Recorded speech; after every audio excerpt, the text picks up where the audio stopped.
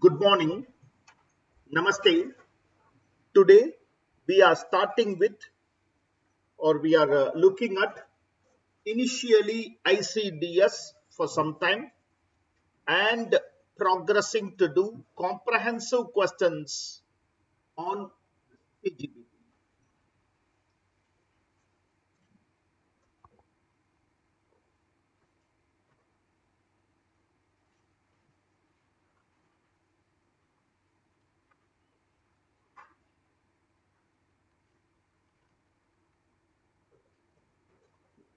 So there is a popular statement.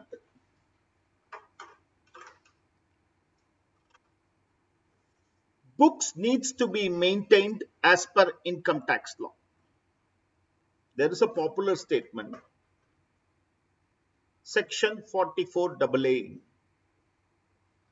If the income exceeds, if the gross receipts exceeds 150 for all 3 years, turnover exceeds for any 1 year, books needs to be maintained. 35 AD, specified business. Books has to be maintained and audited. Like that. Have you seen income tax books of accounts? Is there books of accounts for income tax purpose? But the law says, louder, books which are used for accounting purposes, is it for income tax purposes also? First answer, no. Yes and no, but major answer is no.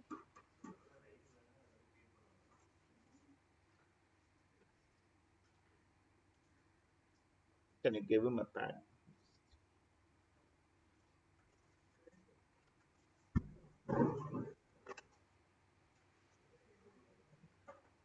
Raja, have you seen books of accounts as per income tax law? No. Anybody has seen books of accounts as per income tax law? Have you seen Ananya? Sharat? No, sir.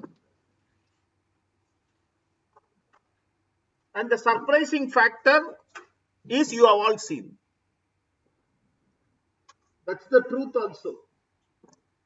What is books of accounts as per income tax law? The adjustment statement you are preparing.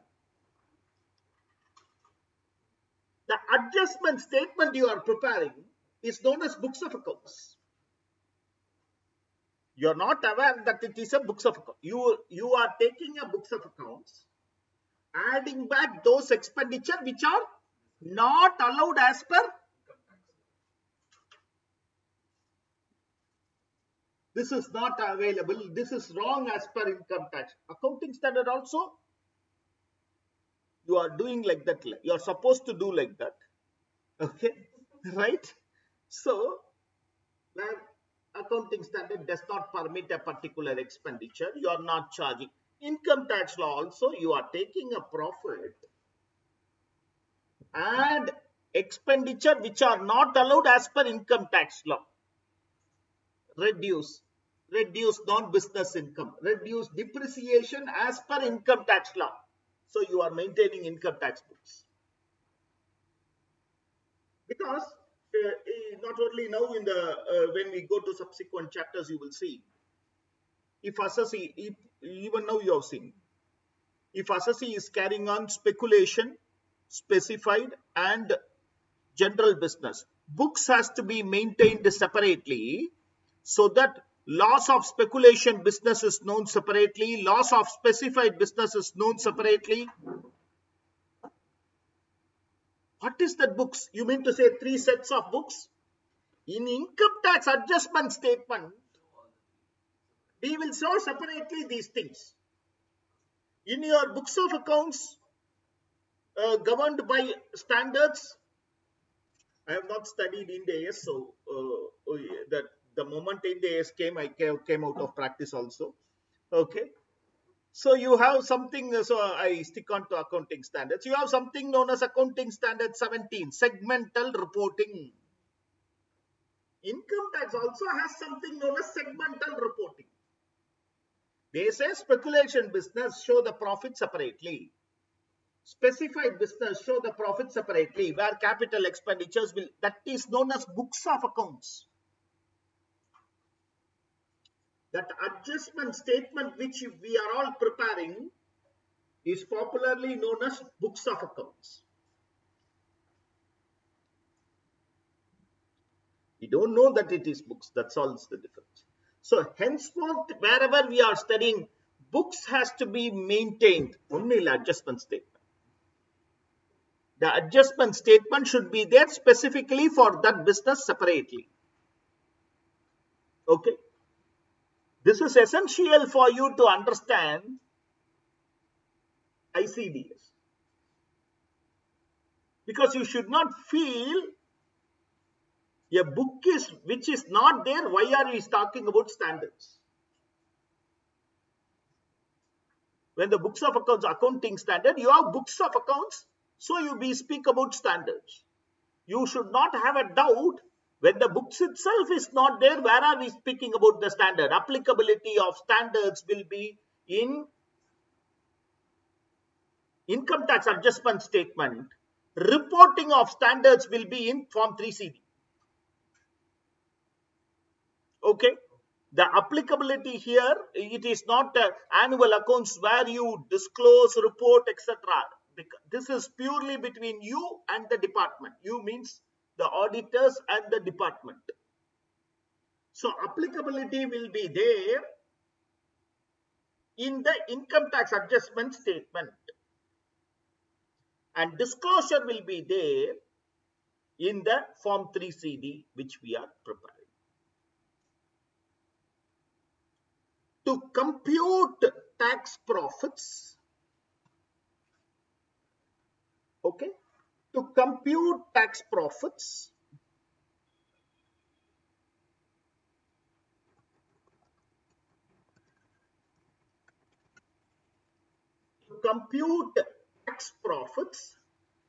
ICDS has to be followed.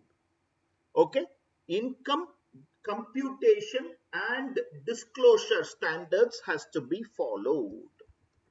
ICDS has to be followed.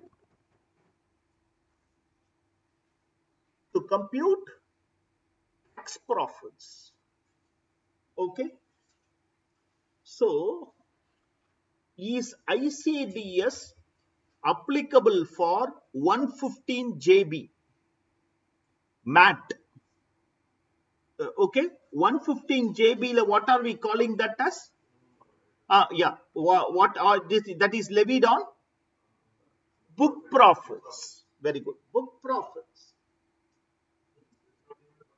This does not come there because I am very clear. To compute tax profit, ICDS has to be followed.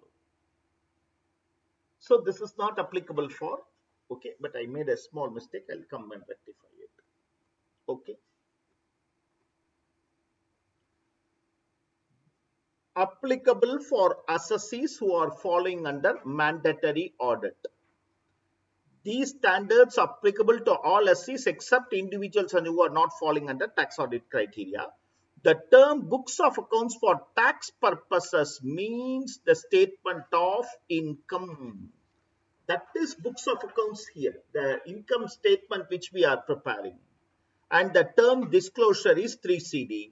Wherever there is a conflict between ICDS and tax, law is superior. Wherever there is a conflict, law will only prevail. If ICDS has said something as allowed, whereas law has said something not allowed, law will only prevail. Even 43 AA, 4XX, 43A and AA, and there is a conflict between ICDS, law will only prevail. Okay. ICDS is not applicable for MAT. I made a mistake, or AMT varakudadu. Sorry. ஒரு வேகத்துல type பண்ணிட்டேன். ICDS is not applicable for MAT. It is applicable for AMT. AMT is computed based on tax profits. Okay. It is applicable only for income tax books because AMT is income tax books and not for books of accounts. So ICDS is not applicable for MAT. ICDS is even applicable for presumptive computation. ICDS will be applicable even for presumptive computation. Why? Because presumptive computation for turnover, I will look at the revenue recognition standard. Okay, revenue recognition standard. I say for contracts, I look at the revenue recognition standards. So ICDS is applicable for presumptive computation, but it is not applicable for MAT, because MAT is purely book profits. Okay, okay, right. As I was telling you, slowly ICDS is becoming part of the law itself. So nothing to worry. We will start with the first one. ICDS 1 is similar to AS 1 in name. Okay. Accounting policies. Okay. And the most important thing is it speaks about going concern and mercantile basis of accounting. It does not speak about the concept of materiality and prudence. It is not speaking about materiality and prudence. Materiality is never a concept under income tax law. Probably for a company which is dealing in multi crores, few lakhs is not material as per books of accounts. But for income tax, even that 1 lakh is material. 30% of 1 lakh will be 30,000 of tax for the exchequer. So they will never speak about materiality. Materiality or prudence is not a concept at all. An accounting policy can change if there is a reasonable cause. In our accounting standards, if it is envisaged by a statute or if it results in better presentation, we keep changing the policy. Whereas in ICDS, in income tax law, accounting policy can be changed only if there is a reasonable cause. Reasonable cause is not explained. Reasonable cause, yeah, but reasonable cause is not defined. Based on the case laws that come up, based upon the logic, okay, they can change. So it becomes literally a bigger question. AS2 and ICDS2 are almost the same, okay, are almost the same. Again, AS2 is speaking about the inventories which are for manufacturing and trading sector. But interestingly, ICDS2 will also speak about services. ICDS will also speak about services. So, even if there is a work in progress in terms of service contracts, okay, I don't think AS2 is speaking about that, but ICDS speaks about services. Okay, so held in the normal course of business, work in progress and material used in the process of performance of services. Cost or net realizable value, whichever is less. Cost is the same principle, purchase price plus conversion price plus variable overheads plus allocated fixed overheads. Cost does not include duties and taxes on which you are claiming input credit and discount. This is important. Borrowing cost will also form part of inventory if the time for converting is more than 12 months. This is something unique in income tax law. That is,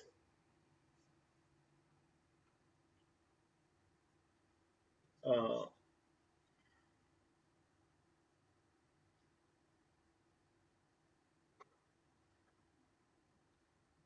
Bhanupriya, have you joined?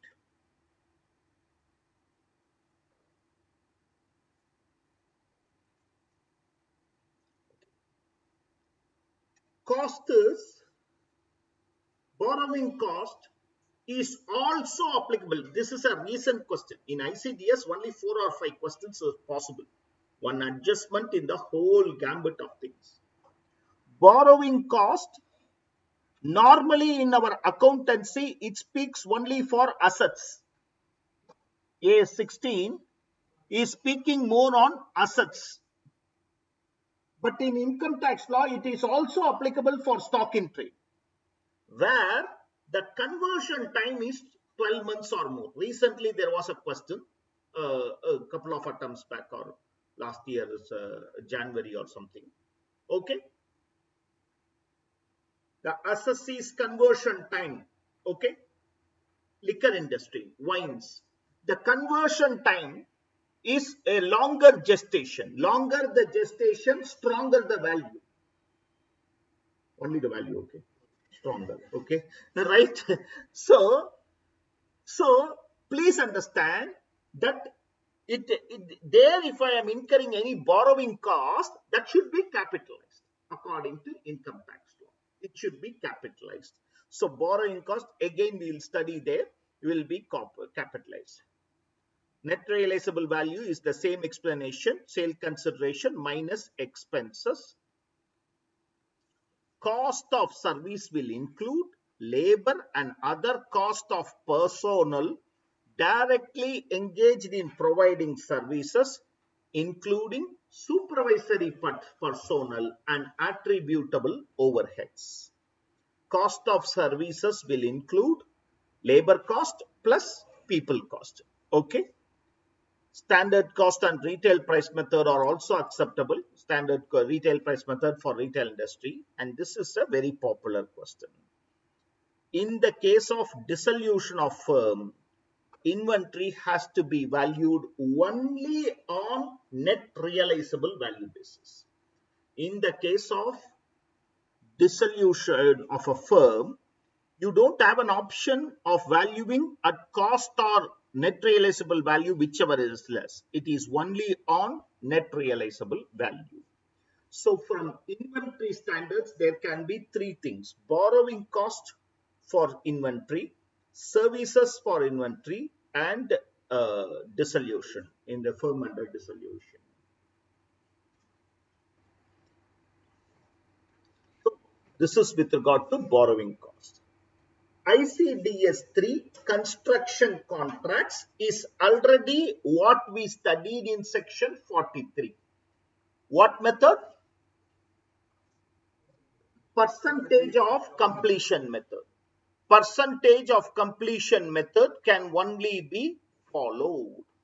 Percentage of completion method can only be followed. Let us take that the contract is 100 crores and it has only started now. How to account? Please understand. We call something as initial stage of contract. What the law defines as initial stage is up to 25% level. Up to 25% level. Ipo, just the contract has started, only 10 crores has been incurred on a 100 crore contract. We call it as initial stage. The law ICDS says you need not book profits. Wrongly don't understand. ICDS doesn't say you need not book revenue. ICDS says you need not book profits, which means whatever is your expenses, make it as the revenue also. Okay. Early stage means up to 25% of the value of contract. Okay. Up to 25%. When the contract is at early stage, the expenses incurred will be directly considered and income will be accounted accordingly. Whatever is the expenses, you need not book profits when you are in early stage of contract. After 25%, it's a mapping. Okay, revenue also map, expenses also map it. So we call it as early stage of contract.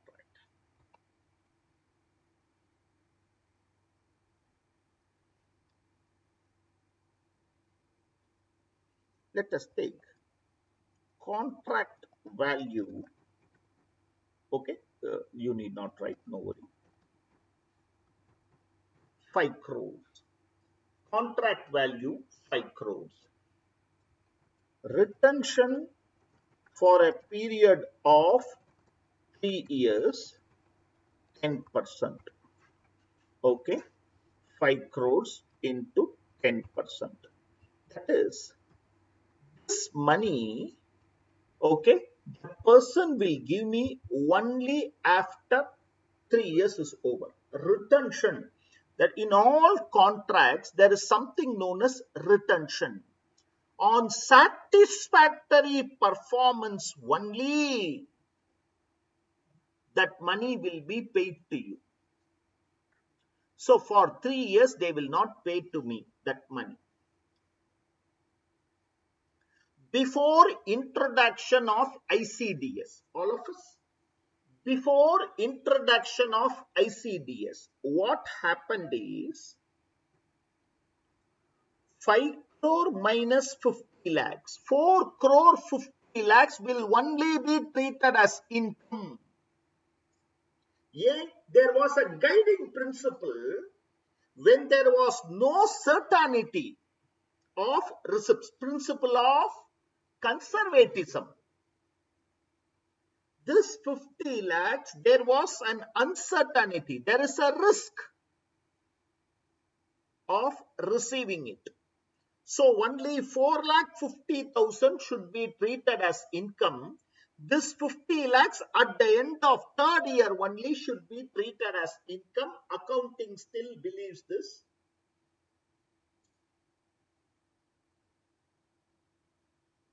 ICDS has changed the entire thing. Okay, if you remember, we saw in law also, in the section also, but we said we'll study here. Retention money is part of total revenue.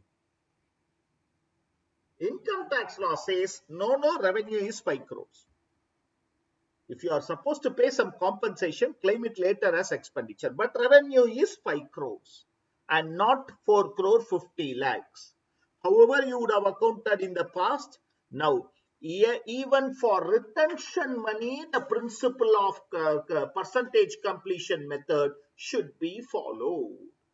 In other words, retention money will also be treated as income and accounted for. It will not be deferred to the year of receipt. Previously, before introduction of ICDS, case laws were favorable to the assessee, so it was deferred. Now, after introduction of ICDS, they are very clear. Retention is also part of it. Do not defer it to the year of receipt. Even in your books of accounts, you might have deferred. Because books of accounts, the revenue recognition concept says, unless the risk and reward completely passes on, you cannot recognize. Books of account goes by the basis of principle of conservatism. Okay. Income tax law goes on the guidance of principle of optimism only for the department. Okay, right? So they say that we will believe that you have done your work correctly. Why should I believe that your work has not been done correctly? So this will also be treated as income. It will not be deferred. Okay, okay. This is also something for your AS22 deferred tax computation. Okay, நம்ம திருப்பி few examples தான் எடுக்கிறோம் deferred tax computation. There are so many examples of deferred tax computation. Okay, but we are our accountancy people are not knowledgeable in income tax. Our income tax people are not knowledgeable in accounts, so that mismatch keeps on coming. Sir, one doubt. Third point and fourth point, that is where the contract is at early stage. The early stage of the definition of fourth point, 100 crores contract value, revenue. My budget says I will spend 90 crores and there will be a profit of 10 crores in this contract. For the year ended 31st March 22, only 10% of the contract is over. Should I book a profit of 1 crore? How do I say 10% of the contract is over? 90 crores is my estimated expenditure. 9 crores only I have spent. The law says I will consider this as early stage of contract up to 25%. You need not book profit. Normally what we should do, to expenditure 9 crores, by income 100 crores into 10%, 10 crores, net profit 1 crore. You need not book that. You book the same 9 crore also as income so that no profit, no loss arises. Go ahead, Ananya, with your doubt. Sir, will the POC receivable that gets created because of this computation, will that also be taken as income by the department, sir? Once more. POC receivable, sir, whenever we do percentage of completion method for accounting income, POC receivable gets created. No, sorry, in a case POC receivable may be created or billed in advance. So will the POC receivable asset or will that also be taken as income? That which you are creating in your books of accounts. Yes. Okay. If there is a conflict between your books of accounts and what you should have done as per AS3, I mean ICDS 3, sorry. If there is a conflict between what you have done in your books of account and ICDS 3, in your income tax adjustment statement, increase or decrease your income accordingly. But it has nothing to do with debtors. ICDS or income tax books of accounts, I am not saying it is completely disregarding balance sheet, but the majority focus is on the income computation. The standards itself are income computation. So this debtors doesn't arise is my opinion. Okay, sir. The next is, what is AS9 for you? Okay, here it is ICDS 4, revenue recognition. Okay, I again tell you there are a couple of 3 or 4 ICD Ind AS which are applicable for income tax law at the time of computing 115 JB. Those standards I read. Okay, otherwise I am absolutely not with Ind AS. Okay, I am zero knowledge in Ind AS, so I want to be so. Oh, Ninglo adana. Okay, okay. So did my articles and practice only when AS was active. So, and you all know that I was teaching accountancy also for AS also at that time I was there. So AS I have a little idea, but in the AS I don't have any idea. Okay. Revenue recognition, because I am always quoting it with the accounting standard. You will, okay, right. Inflow of cash, receivables and consideration. In the case of sale, same, when risk and rewards are passed on to the buyer. Okay. In case of interest, dividend, royalty or interest and dividend, when there is a reasonable certainty. Majority of the time, interest is on time basis, on accrual. Dividend, only if the other person declares and passes in the AGM. Okay. Royalty on accrual basis, dividend on the basis of certainty. For services, again percentage of completion method.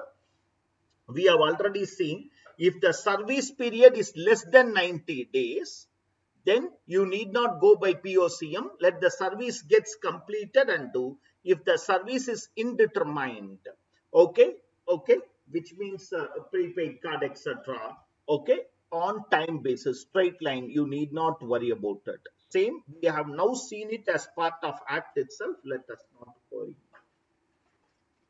ICDS 5, fixed assets. Fortunately, again, section 32 is a deeper section which tells what is cost of addition, how these things has to be accounted. So this standard is just a support standard for some purposes. And one thing, let the class be very clear, we are repeating it 100 times also. Revaluation is never a concept under income tax law, because When you look at your AS 9, 10, etc., you are more for revaluation, how to account for revaluation. In the revaluation, income tax law is not going to recognize at all. So let's not worry it about it. Okay. Assets to be recorded at the value when it is obtained. Normally, machinery spares are treated as expenditure. Okay. Machinery spares, small spares and stores are treated as expenditure. But whereas if it is of unique nature, it should be capitalized. Those machinery spares which are tailor-made for a particular machinery. Normal screws, nuts, bolts, which are applicable for all machineries, it can be taken as revenue. But those which are specialized in nature should be capitalized. Where there is an exchange of asset, because I believe somebody was asking me in the class also. If I give an asset and get a new asset, exchange offer, which you are all along seeing, suppose if it is also applicable for a businessman, give your old plant and machinery, take your new plant and machinery. The value of new plant and machinery will be taken as the fair market value of the incoming asset will be treated as its value. Addition la podumbodhu, we will take the fair market value of the incoming asset. Okay.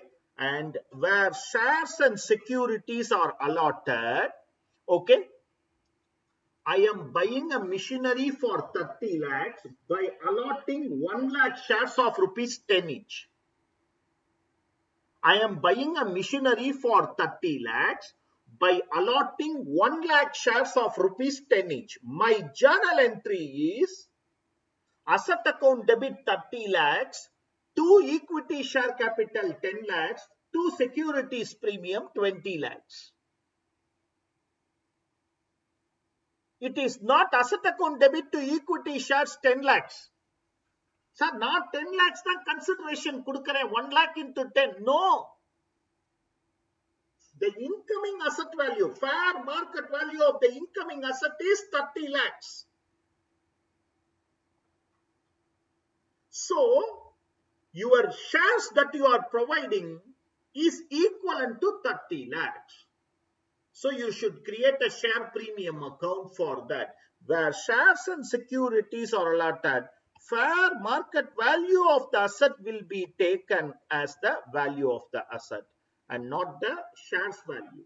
Please don't take the share value. Even the fair market value of the share you cannot take. Number of shares allotted is for the total value of the asset. So create a share premium account.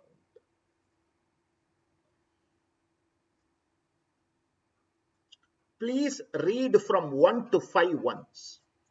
Read 1 to 5 once.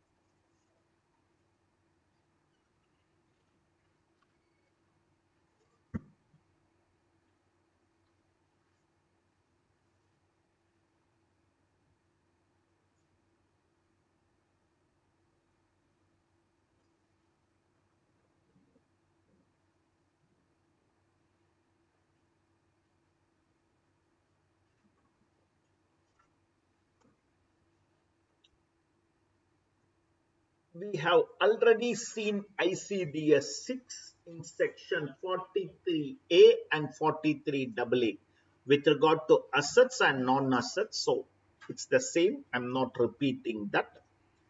Government grants, that is subsidy.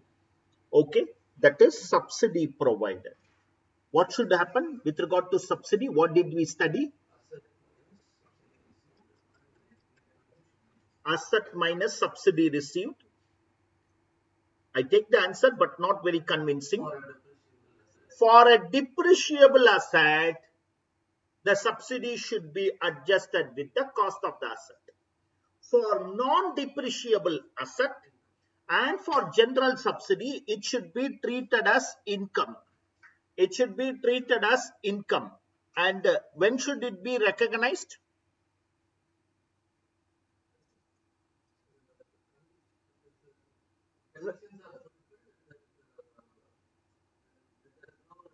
Recognition cannot go beyond the year of receipt, even if conditions are not fulfilled. Income tax law says conditions fulfilled, recognize it. Conditions not fulfilled, but you have received the subsidy, recognize it as income. Okay, and if there is a circumstance where you need to refund the subsidy, then if it is a depreciable asset, then add it to the depreciable asset. If it is others, claim it as expenditure. Grant provided by the government for purchase of asset or other activity. If it is for a depreciable asset, adjusted with the cost of the asset. Non-depreciable asset and other subsidies should be treated as income when all conditions are fulfilled. However, it cannot go beyond the year of receipt. Okay, even if conditions are still pending, but it cannot go beyond the year. So we give a general term, recognition cannot be beyond the year of receipt. Where the subsidy is to be refunded at a later date, then it will be treated as expenditure or adjusted with the asset as the case may be. If it is a depreciable asset subsidy, adjusted with the cost of the asset.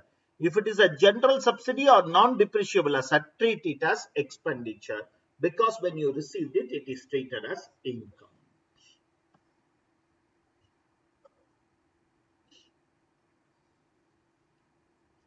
ICDS 8 is like AS 13 for us, investments. Okay, only for current investments. Only for current investment, those which are maintained under current asset schedule. Only for current investment, cost or net realizable value, whichever is less. Okay, securities are to be valued at cost or NRV, whichever is less. Okay, and cost means purchase price plus stamp duty plus brokerage, like inventories, whatever is bringing it to the net shape, you should take it. Okay,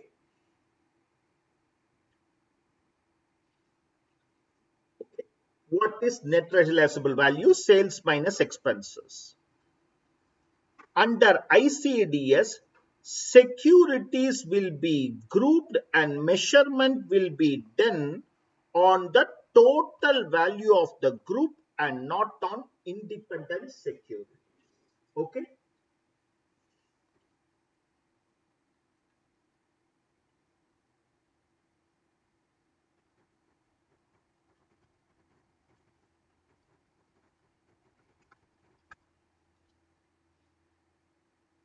Suppose equity shares. Okay. Number, cost, NRV.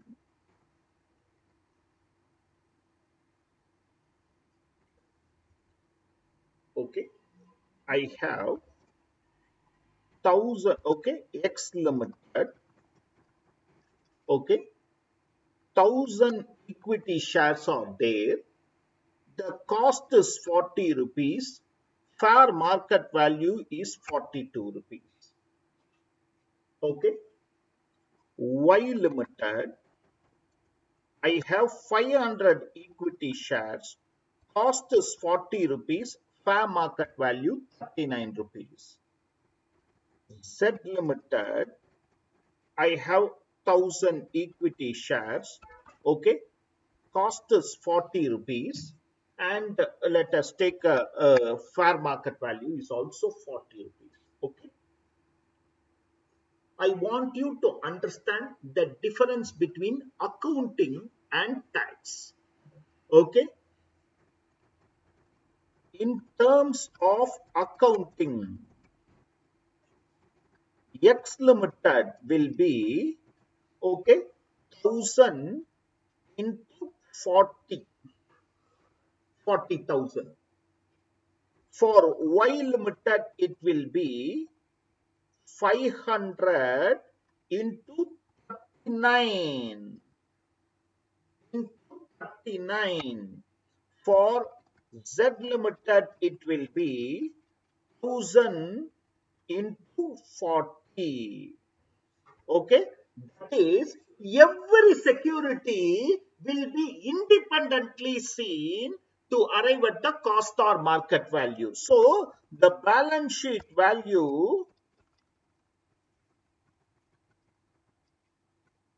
will be in accountancy this much. Okay,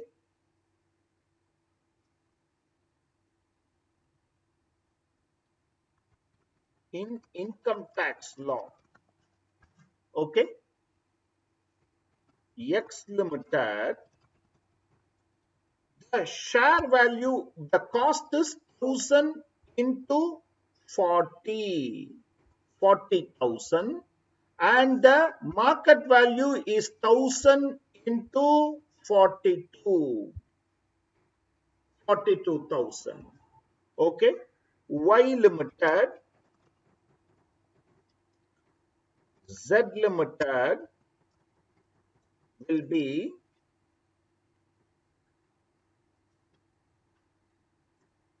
okay, 20,000, that is 500 into 40, 19,500.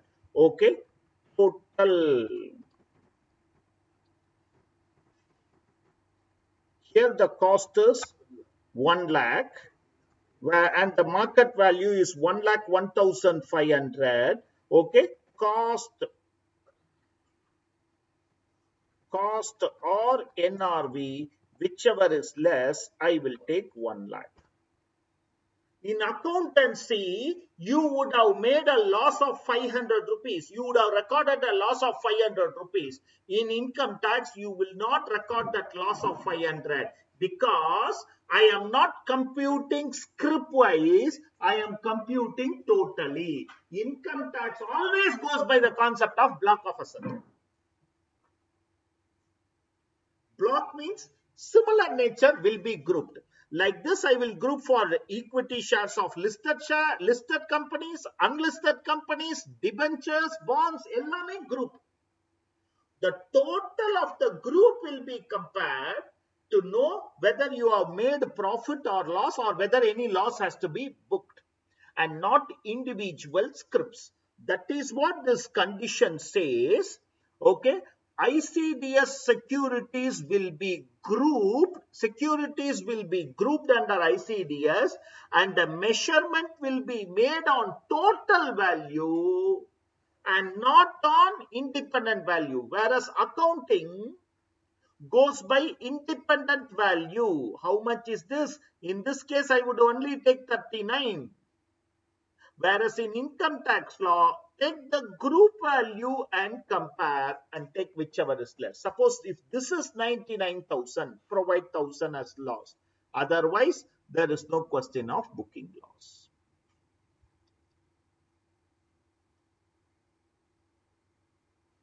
If you can write this example quickly, it will be better.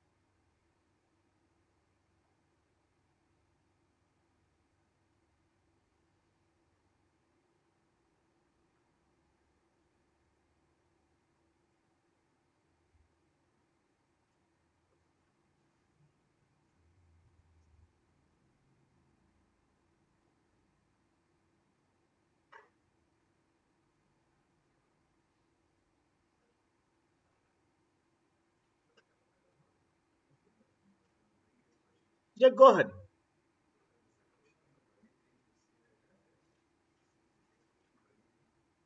Go ahead with your doubt.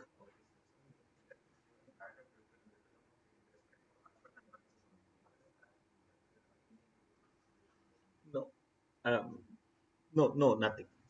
Don't worry. Even if it is rural advance, it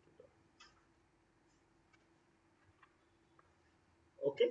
So the terminology that ICDS will only compare group wise and not individually script wise. Okay, which is different from the other things.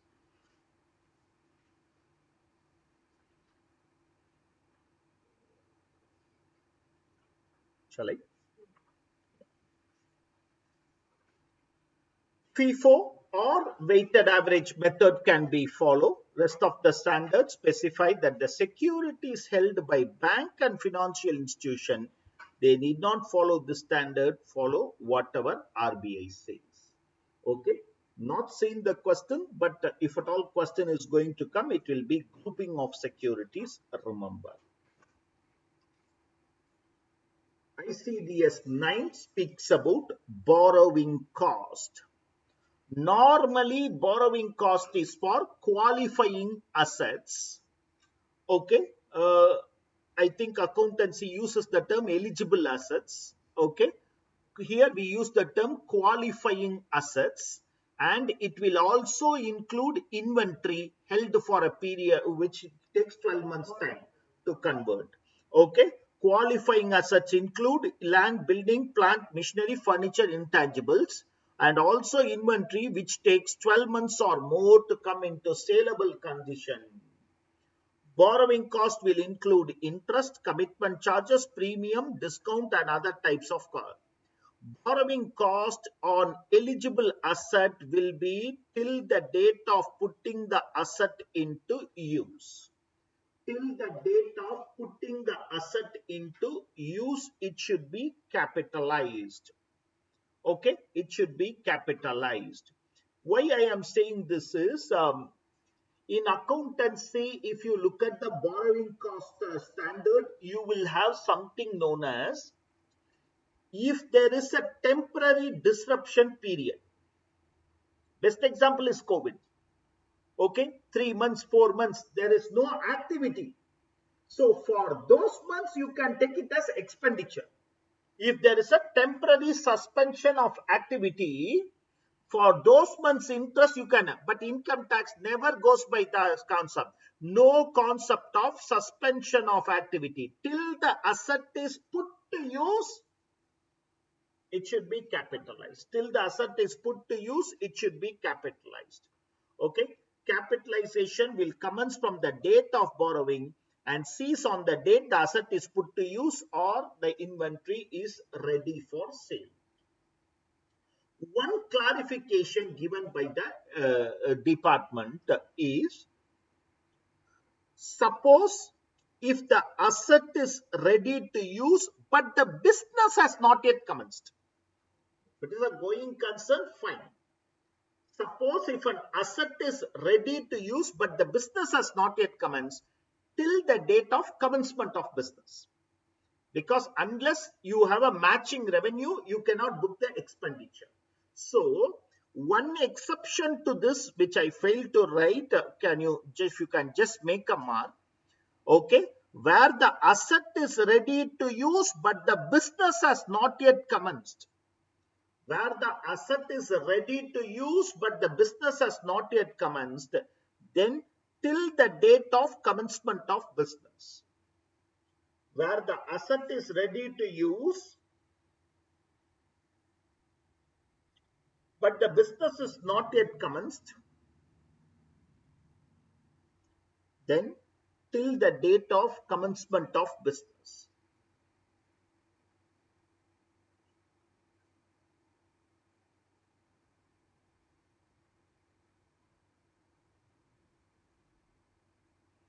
Okay.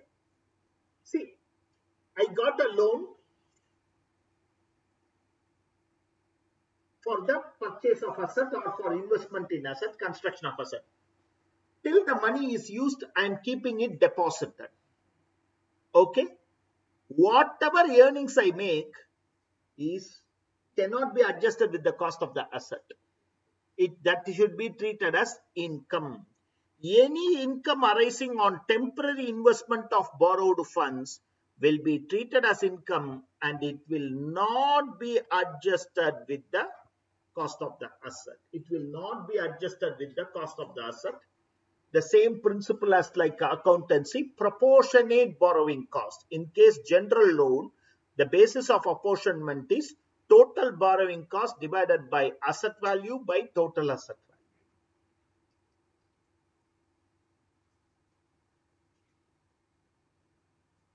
This is a questionable standard. This is a questionable standard.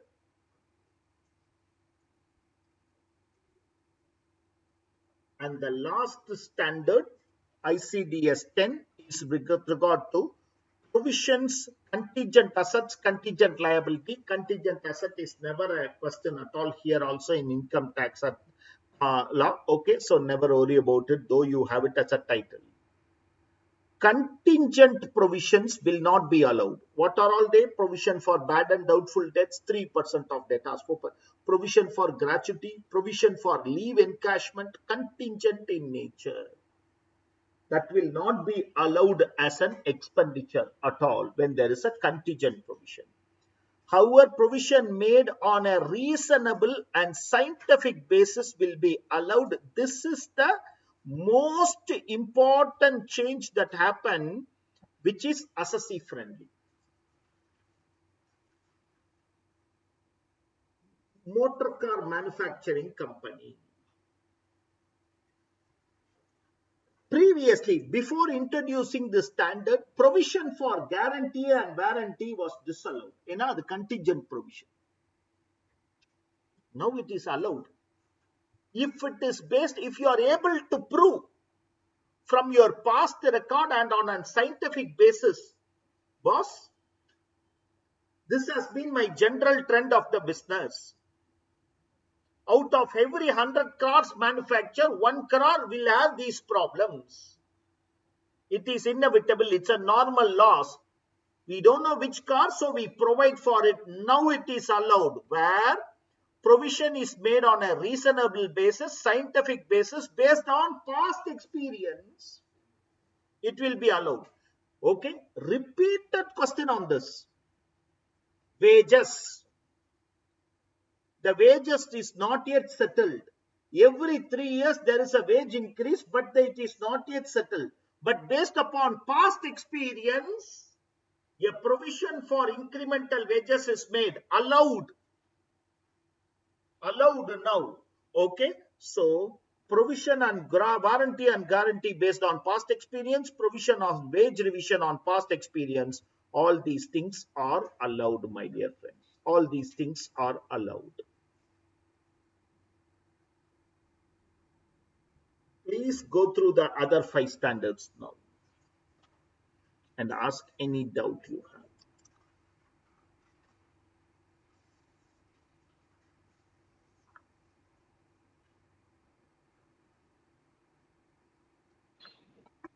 Sir, we had seen retention in construction contracts, no, sir? Amam. Provision created for such retention, will it be allowed, sir? Is it based on past experience? Is it based on a scientific basis? Yes, it is allowed. If you are just creating a provision, probably I have not constructed this building properly, not allowed. Okay, sir.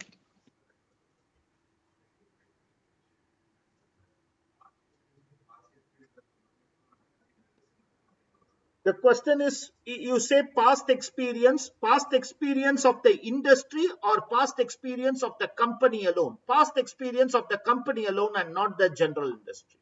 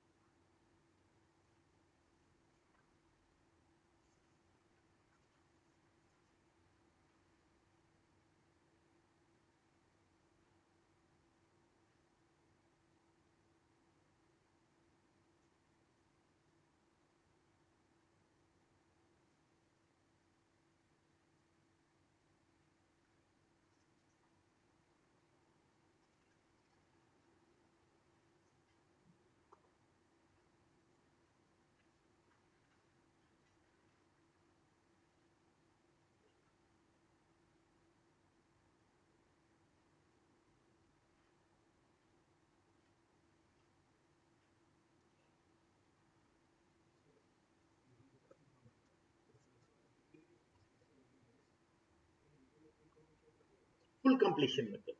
The question is, even for construction contracts, is that 90 days applicable? Yes. 90 days is for both construction and service contracts.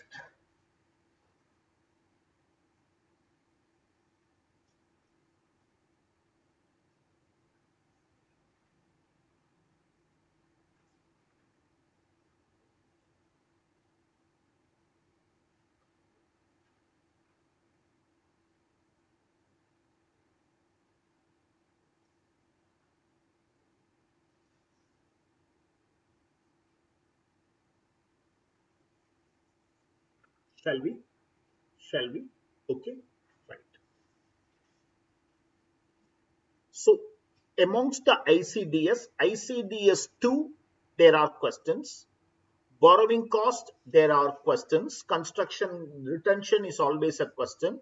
And ICDS 10. Okay, as a standalone, they can ask on securities. Okay, right? Before end of the day, before okay, I want you to find time for 20 minutes to answer the next set of questions. Whenever you find time, you just have to answer. I will provide you the answer tomorrow morning for all these things. But please answer it so that you will have all your doubts clarified. You will have your there are 60 questions. Hardly it will take 20 minutes to 30 minutes to answer. You can answer it on a quick fire basis. Okay, that brings to the end of the theoretical understanding of PGBP. Theoretical understanding of PGBP provision, except for the sections which you see in the screen, which we explained yesterday also. In the respective chapters, we will see that in the respective chapters. And I have always held that PGBP, we are not ending it here. We have just begun, and it is going to be a continuing chapter till the end. So, first level, we will work out some comprehensive questions on PGBP as a standalone chapter. Then, along with assessment of firm, companies, individual, charitable trust, international taxation, like that, we will be going on. The questions that are there are closely related to your examination questions with some modifications wherever essential. Okay, one mistake which I did while preparing the material initially is I will not, I am not fancied by within bracket putting May 99, May 2000, this year, that year, etc. So you will not see the examination year for two reasons. One, the provision would have changed, so I would have made the changes for the adjustment as well. Okay, I would have changed the whole adjustment in a different manner, because if you take even 48.3, 20,000 was the limit 3-4 years back, and then it changed to 10,000. So accordingly, questions have to be modified. And so many changes came: depreciation, investment allowance, etc. That's why I don't put the year, because exact question will not be there. I have modified it, and at that time I did not feel the necessity. But then only some students started asking me, are we doing examination question? I assure you, we are only doing examination question. I am also strictly confining to your examination, with little deviation of what I enjoy as taxation, I want you to enjoy. Otherwise, I am strictly in the examination mode only in the classroom. So do not worry, we are only going to do exam. In examination, there is an unwritten law. State the obvious. I can tell you, I can show you 20 suggested answers. State the obvious. Expenses paid in cash 40,000 on a single day. 48.3 disallowance 40,000. You and me are correct, because I know you so well that I know you have understood the provision. That examiner doesn't know who you are. He wants you to understand. According to section 48.3, any payment on a single day, to a single person in excess of rupees 10,000 through an unapproved mode shall be, the whole of such amount shall be disallowed. In this case, 40,000 was made on a single day to a single person. This is violating 40A3. Hence, it is disallowed. Huh? Spoonware. It is state the obvious. You will understand. Sir, நான் தான் disallow பண்றேன். I understand. I completely understand. But examiners fail to understand. So please follow the pattern. State the obvious in examination. They want you to write a detailed answer for a very small explanation. Write that. Our intention is scoring that marks. Okay. Our intention is not to express our knowledge there. Our intention is what they want. Okay, what they want we have to give. Our friend DJ used to say that there are sometimes a logical answer, and in SFM and SCMP there are some logical answer and the correct answer. You would have written the logical answer, but the person who is correcting the paper will only have correct answer and he will not have knowledge of SFM or SAMPE. So he will take that which is a wrong answer. So nothing wrong. Let's for as a student, I want to score that mark. So please follow the principle of state the obvious.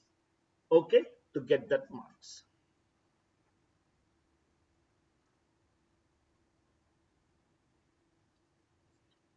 Question number 37.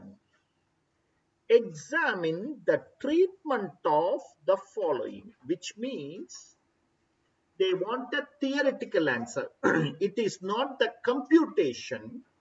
It is a theoretical answer, which is what is asked for.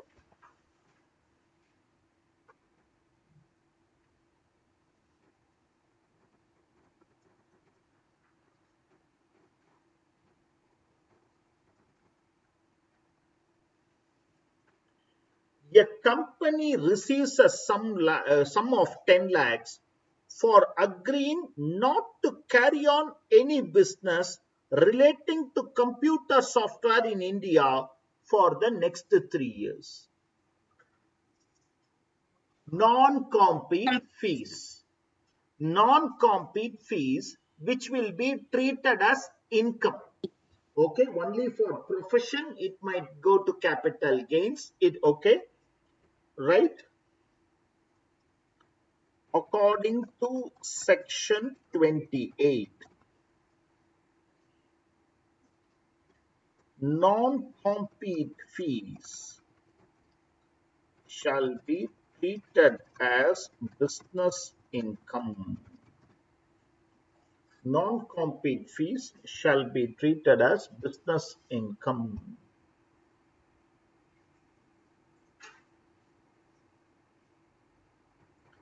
In the given case,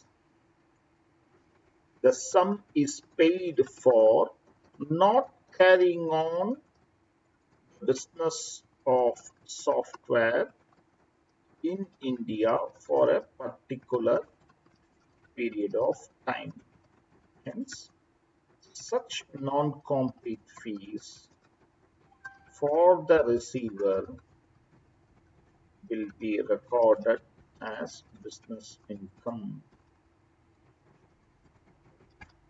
Write the law, then the particular case, that will only be possible, that will only be preferred by the examiner.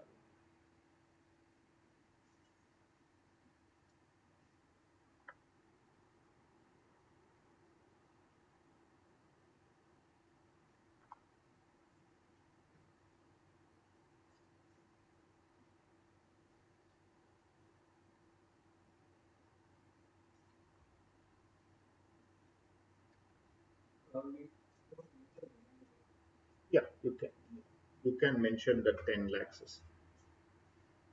The entire 10 lakhs, it is not.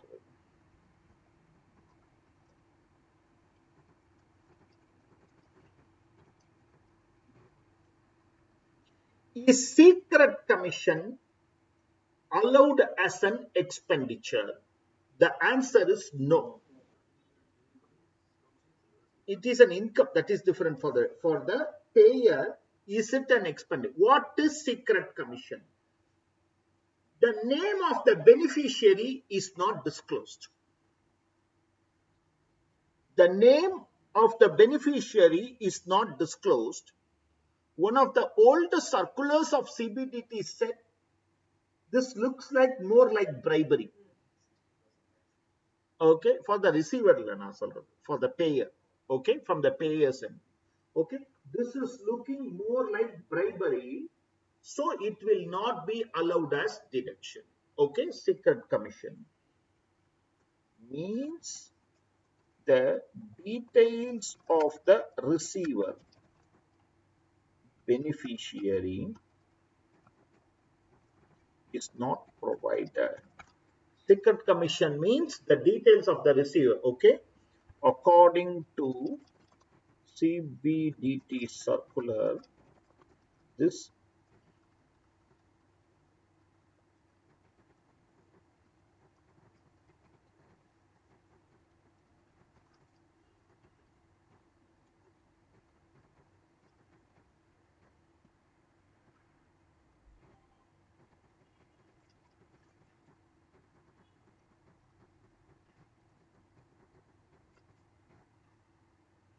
according to CBDT circular, this part takes the character of bribery, so it will not be allowed.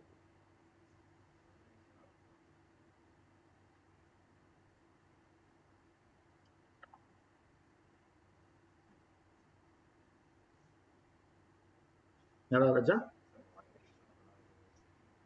Okay.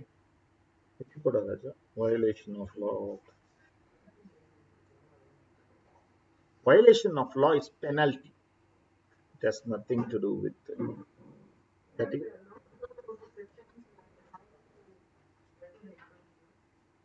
If you are not sure about the section, don't write. Okay, according, okay, don't worry about it. No, no. Sales commission paid to a non-resident who acted as an agent for booking orders from various customers who are outside India. Enna Sudha answer?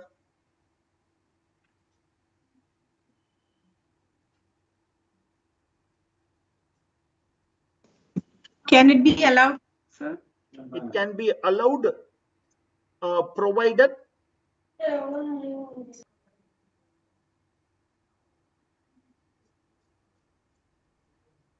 provided tax is deducted at source and remitted. At the same time, I invite your attention for Maruti Suzuki case law. Wherefore, the receiver, it is not treated as income. Suppose if the agent does not have a permanent establishment in India, he will say, why should I pay tax in India? There is no business connection. It's a principal to principal agreement.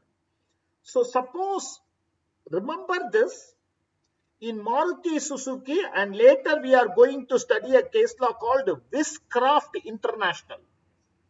In these two cases, it is held that where payment is made outside India, and for the receivers, that income is not taxable in India, that for the receiver, that income is not taxable in India, then tax is not liable to be deducted.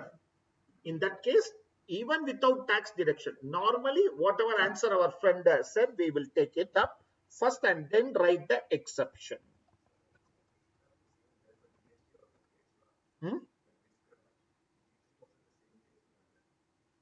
தெரியாதுடா.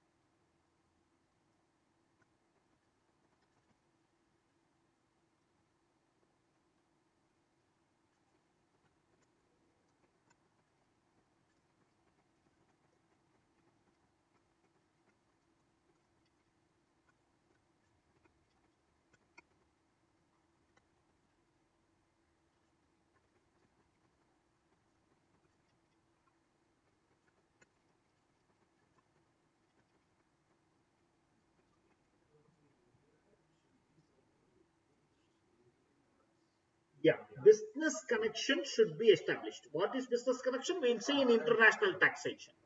As of now, you are writing the answer. Okay, business connection established, then tax has to be deducted at source. If the agent has a permanent establishment in India, tax has to be deducted at source.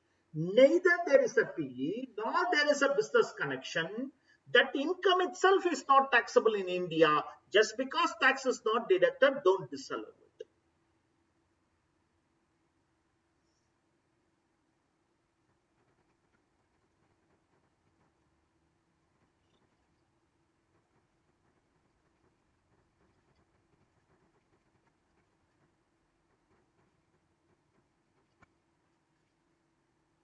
Normally, this will be allowed only if tax is deducted and remitted. Okay. Okay, tax is deducted and remitted. Otherwise, 100% disallowance. But there is an exception in these two case laws.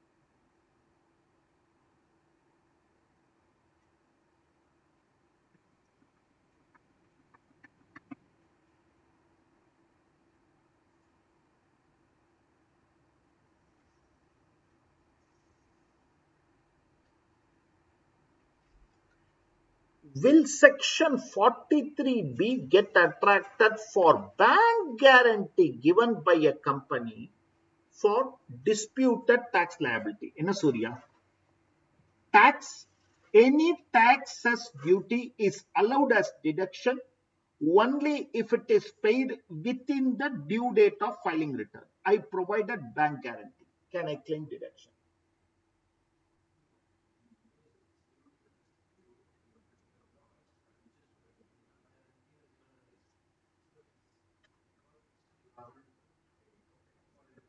It has nothing to do with dispute word. Don't worry.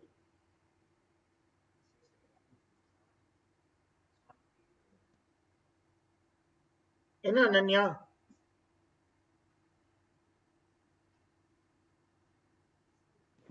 Yes, sir. Can I claim deduction? I provided bank guarantee. It is not income tax. So Disputed tax liability doesn't mean income tax liability. only if it is actually paid, it can be Yeah, I taken. want to nail it again into your mind. 43B speaks only about payment. An interest converted into term loan, new loan. It is not paid. 43B speaks only about payment. Shaws and Chemicals case law. Amount paid to the trust and the trust paid within due date. So it is allowed. In the clarification given by the institute, it says, had the trust not paid within due date to the employees, you might have paid it. It is only the section 43B, what name we are giving, deduction allowed only on the basis of actual payment. Providing bank guarantee is not payment. Providing bank guarantee is not payment. Hence, it will not be allowed. Okay.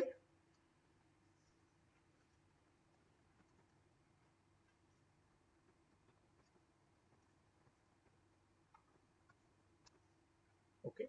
According to section 43B, any statutory dues, okay, tax, cess, duty, or statutory dues shall be allowed only if it is paid within the due date of filing returns.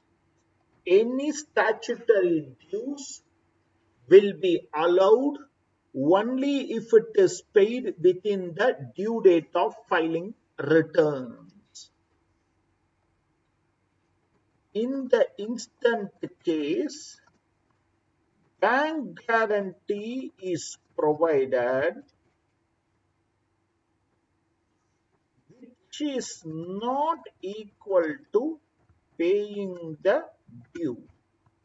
Hence, it will be considered as not paid. Deduction will not be allowed. You will consider it as not paid only. So deduction will not be allowed.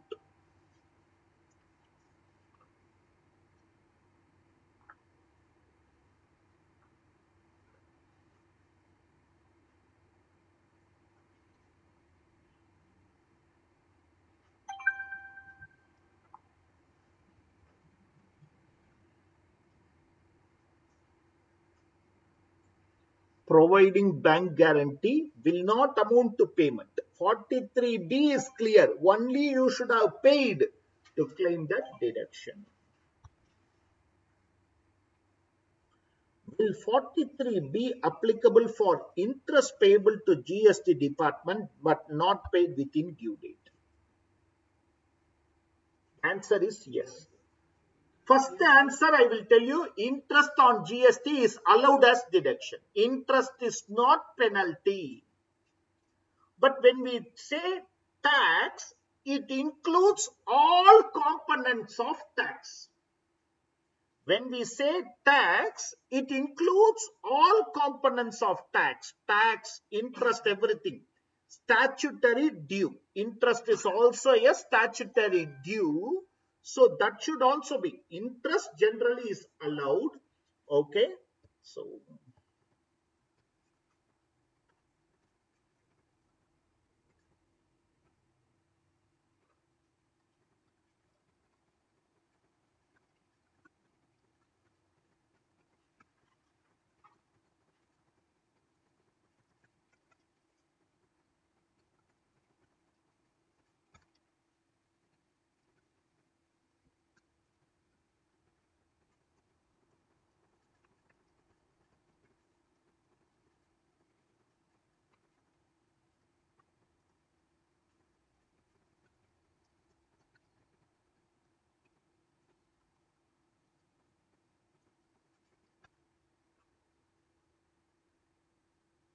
where interest is due at the end of the year, it will be allowed only if it is paid within the due date of filing returns, 43B.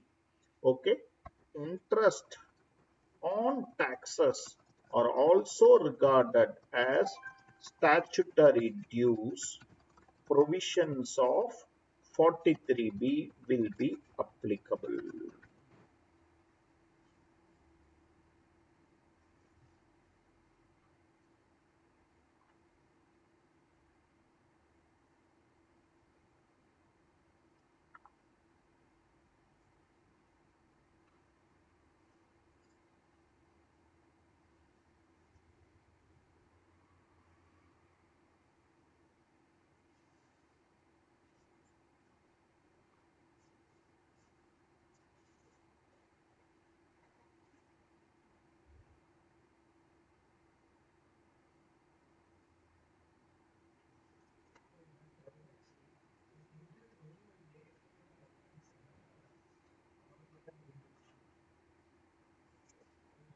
All interest. All interest are allowed. Interest is not a penalty. But interest under income tax law will not be allowed. Income tax itself is not allowed.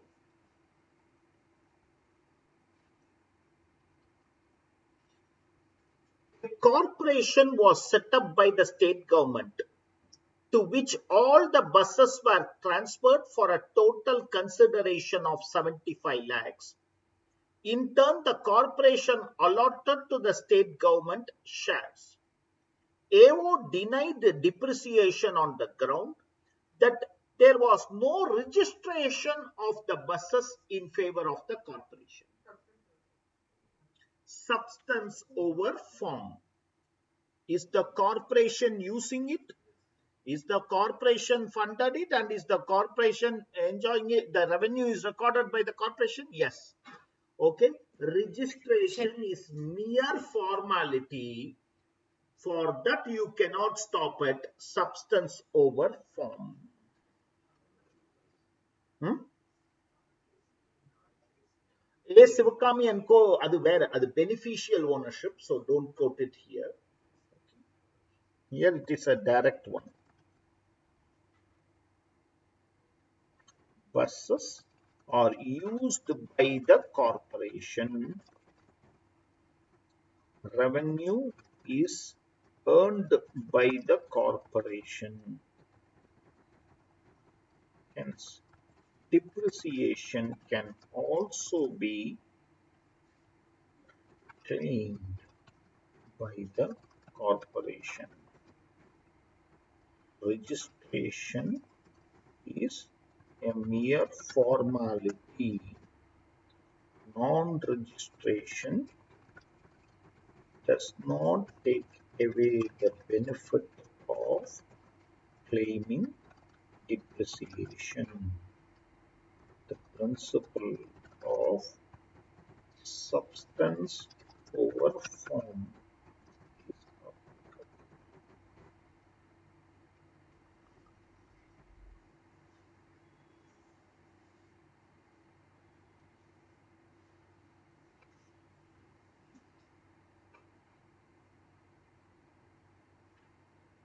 Sir, why can't we treat this as a beneficial ownership, sir? The corporation itself belongs to the state government, no, sir? Yeah, It's but a corporation is a state-owned separate corporation. entity as such. It belongs to the owner is the state government. All the shares are owned by the state government. Does not Okay. mean it's a government. It's the same as government. It's a separate entity. Yeah, you can treat it as beneficial ownership.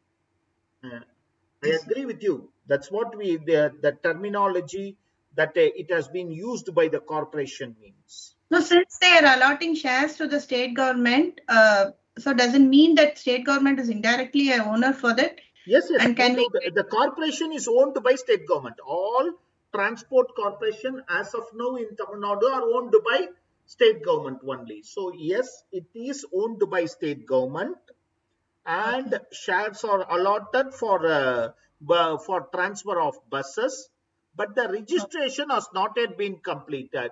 Transport corporation can claim depreciation on that. Okay, sir. So we need not write beneficial ownership. Only substance over Yeah, form yeah, is sufficient. yeah, yeah. Only substance over form is essential. Okay, sir. Thank you, sir. Yeah. Can the successor of the business write off debts which are incurred by the predecessor of the business? We all know the ground rule. Provisions will apply to the transferee entity, nothing but successor, okay, as it would have applied to the transferor entity had the event not happened. Okay, had the event not happened. So, if the transferor, if the predecessor can claim bad debts, we know what are all the rules of claiming bad debts. It should be written off in the books, it should be bona fide bad debt, etc.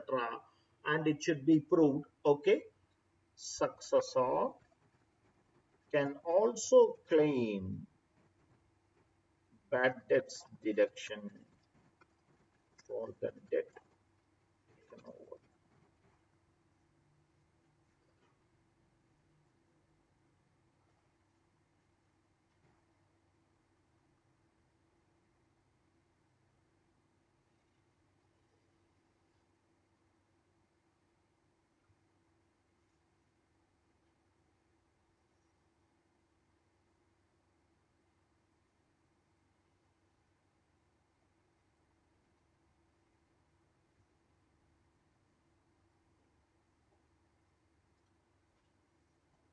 Question number 38.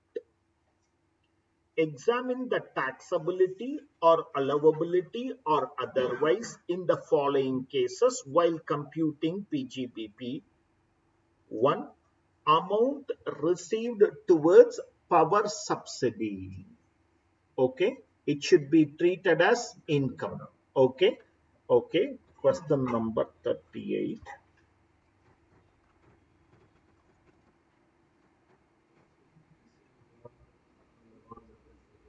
Yeah.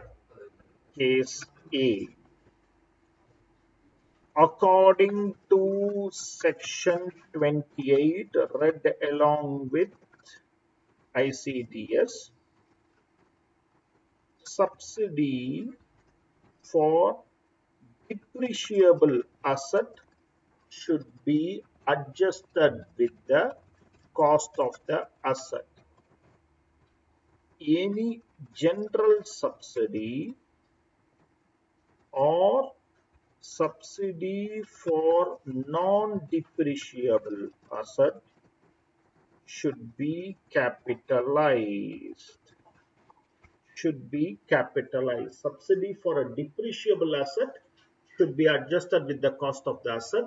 Subsidy for a non-depreciable asset or general subsidy, should be treated as income.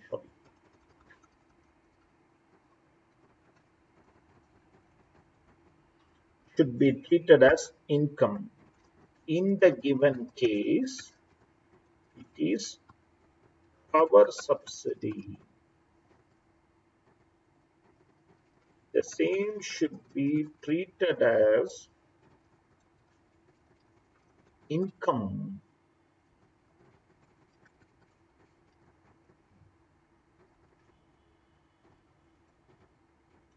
Or you can write it as it is not to a depreciable asset.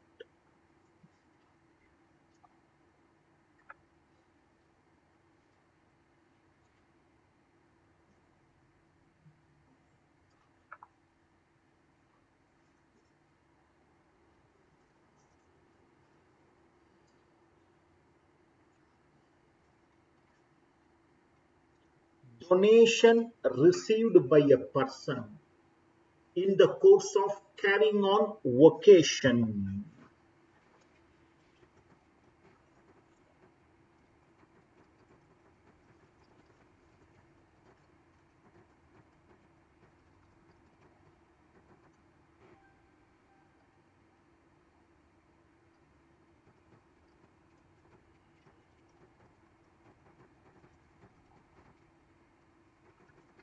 The term profession includes vocation. The term profession includes vocation.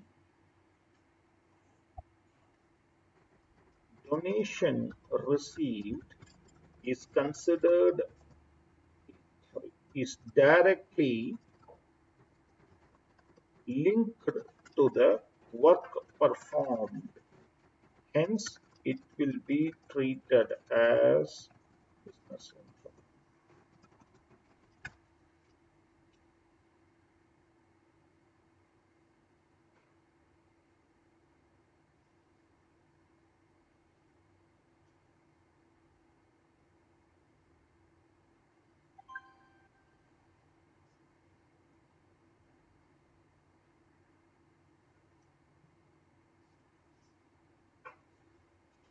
It's a very famous case.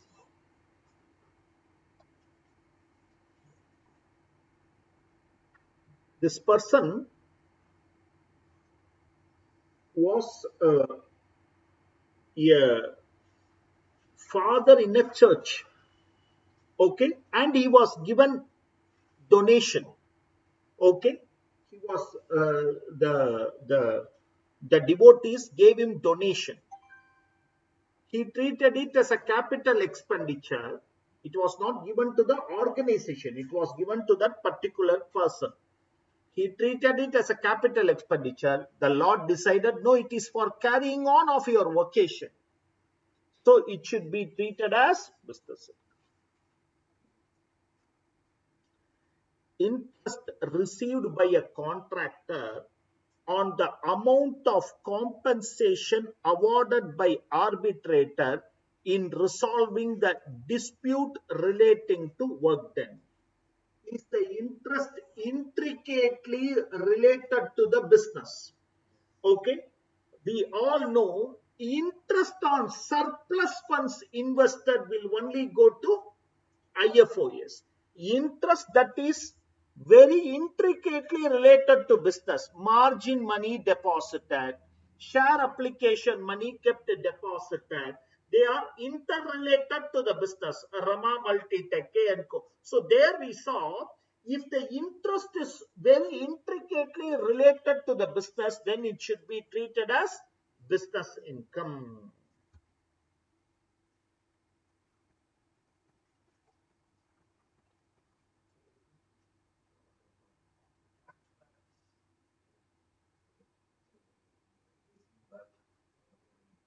It is business income. If it is a business payment, the cashback is a business income.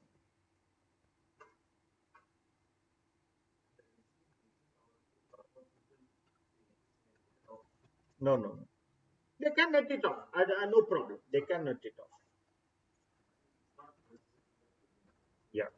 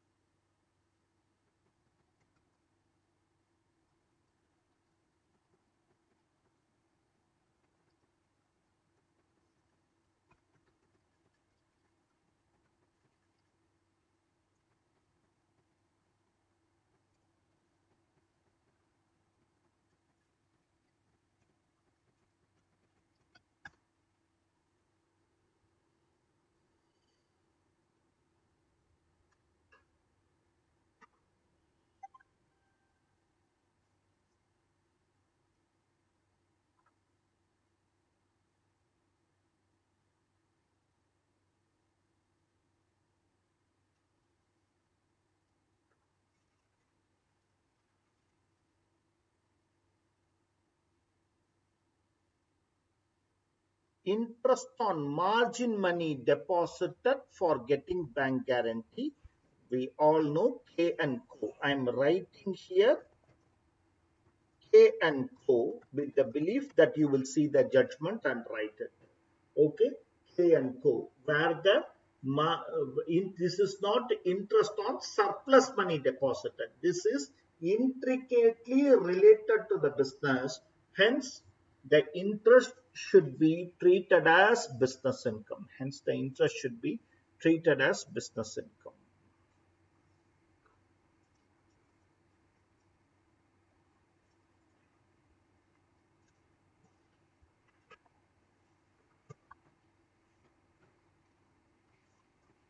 We will continue after 5 minutes.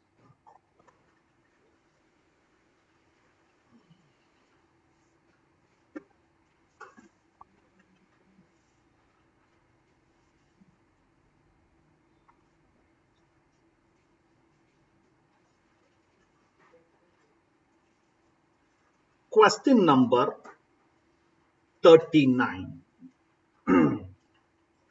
The profit and loss account of Messrs. Suchitra Foods Specialities Limited disclosed a net profit of 79,40,800 after taking into account the following.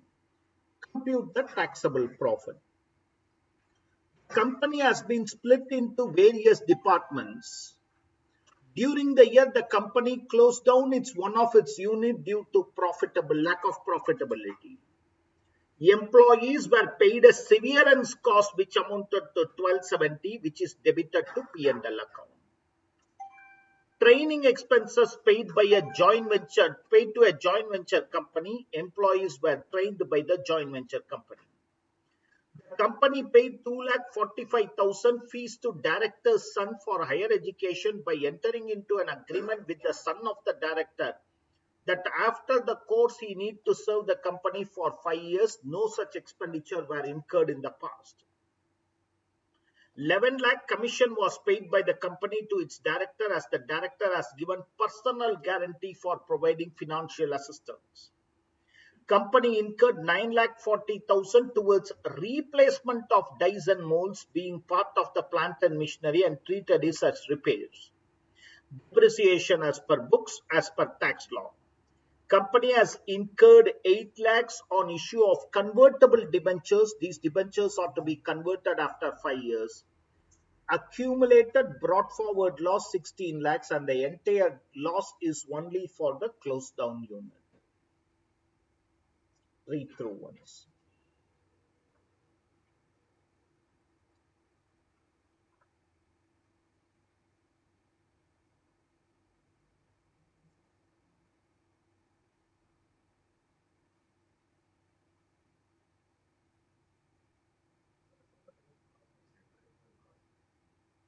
Ah.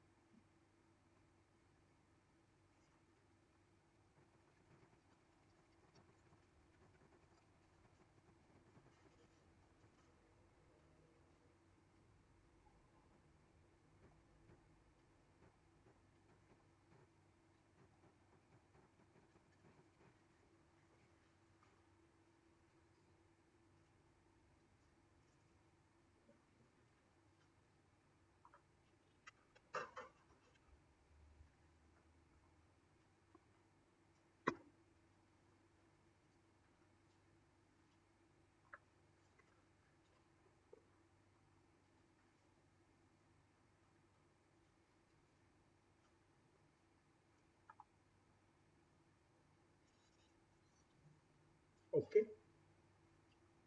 State the obvious. Remember that. The company closed down one of its units and paid severance cost of 12,70,000. Can it be claimed as a deduction?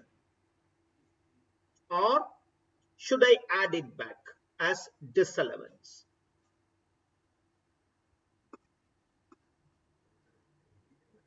It is paid. During the company closed down its unit, employees has to be paid, which means, okay, it is not a statutory due and all. Okay. Severance cost of 12,70,000. Okay. Here I am inviting you, the provision is asking us whether is it amortized or can I claim. Okay. After 37, I have given a set of items. If you can have a look at it. VRS versus retrenchment compensation. VRS compensation has to be amortized over 5 years. VRS compensation, the material, you will find it in the material. VRS compensation has to be amortized over 5 years, whereas a retrenchment compensation can be claimed in the year in which it is incurred. Retrenchment compensation can be claimed in the year in which it is incurred. It's there now, right? நூத்திருப்பேன் ஒரு table வரும் பாரு 37ல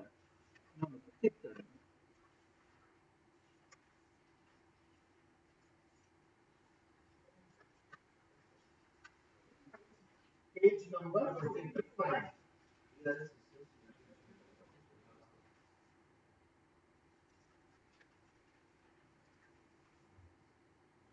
Page number 55, I have given you a table of what is apart from circulars and other things, what you should know.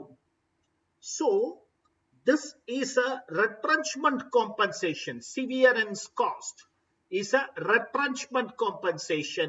Hence, it is allowed. Hence, it is allowed. Okay. VRS compensation has to be amortized over 5 years. Retrenchment compensation can be claimed in the year of incurrence.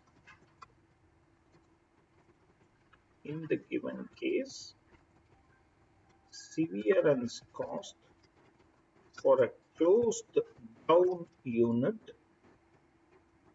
is retrenchment compensation, which is allowed as deduction. So there is no disallowance. For every item, you have to write the note. For every item, my dear friends, note is mandatory for every item.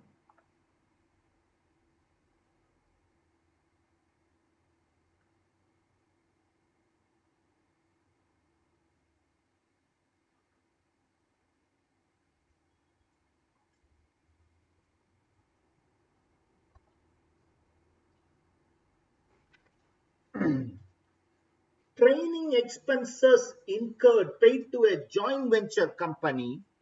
Employees are trained by the joint venture company. What provision strikes your mind? Skill development. That will be specified. Skill development they will specify. Very good. 40A subsection 2, related party. Training expenses paid to a joint venture company.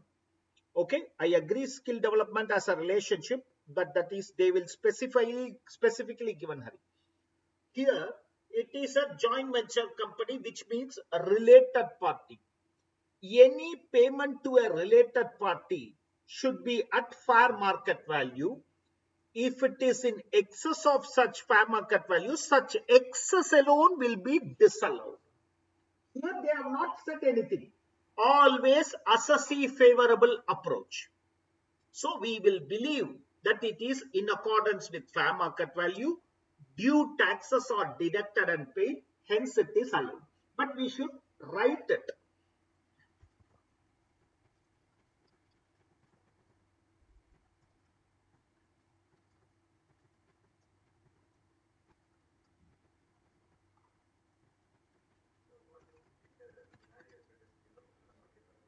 Don't worry. Revenue law Gandhi.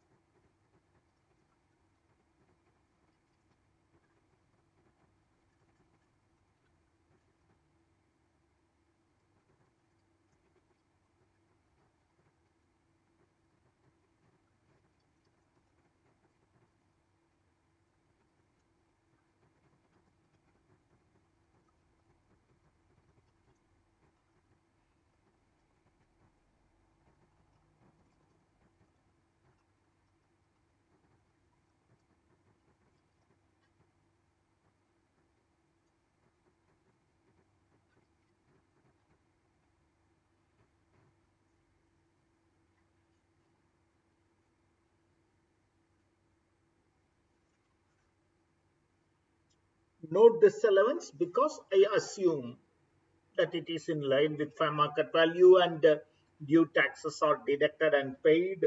So no disallowance.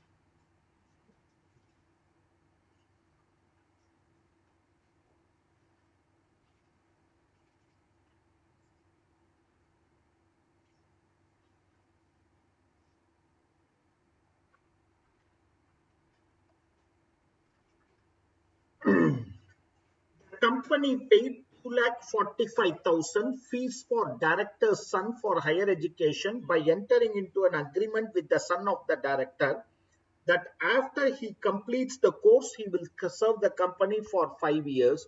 No expenditure were incurred in the past. 1 minute.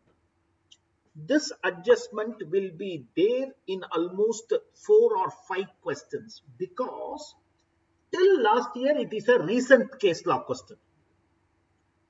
For the past 3-4 years, they maintained it as a recent case law question. So the question adjustment. Now this is not a recent case law for you. So one side that remember. Now coming to what the law says. This is a case of XJ forgings. Company appointed director's son as an employee and sponsored his educational expenses. Say that this is the expenses of employees. Is it allowed? The court said the following. Please understand. The court said the following. If there is already a scheme that you will sponsor employees for education and director's son is one of the beneficiary, then it is allowed. If you already have a scheme and director's son is one of the beneficiary, it is allowed.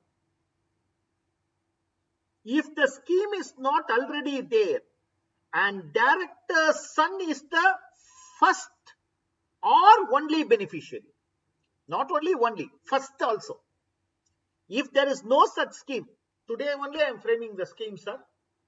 Hereafter I will give for all employees. And the first beneficiary is director's son. Then there is a culpable state of mind. So the law says, if the scheme is not already there and the director's son is the first or only beneficiary, then it will not be allowed.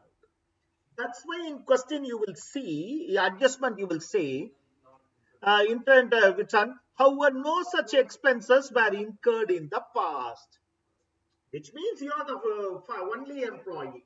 Okay, till last year it was a recent case law. I will take this opportunity in writing the judgment also. In XJ forging's case, it is held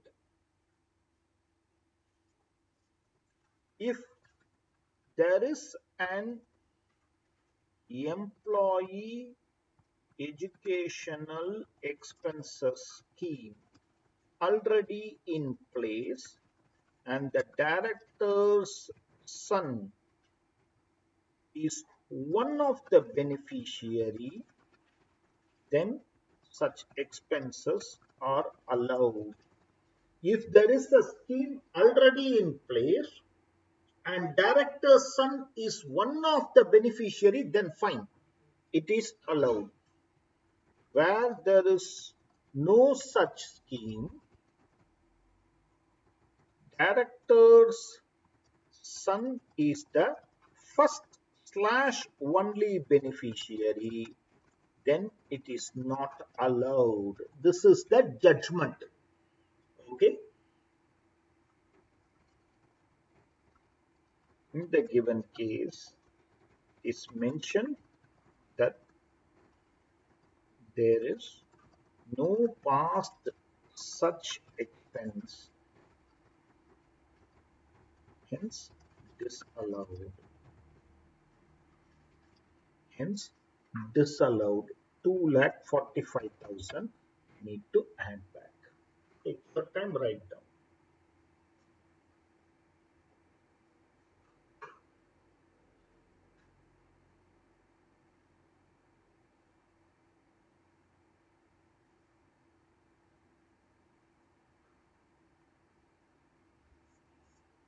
This is not your recent case law. So even if you don't remember it as a case law, remember the overall provision, because in some questions this keep repeating.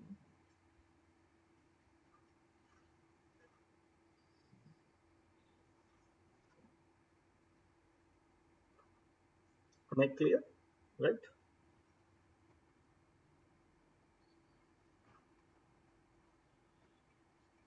Still writing, I can wait.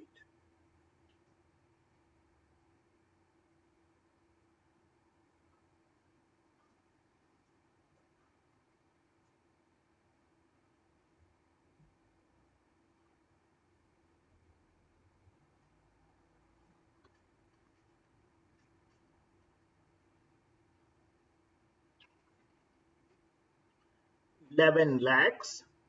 Commission was paid by the company to its director as the director has given a personal guarantee. Allowed. Allowed. It is taxable in the hands of the director, that is different, but it is allowed. Okay. Commission paid for providing personal guarantee.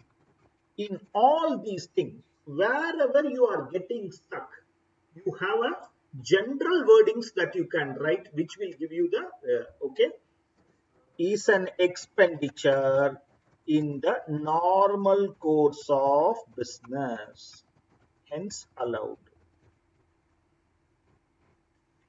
Is an expenditure in the normal course of business, allowed. Solunga.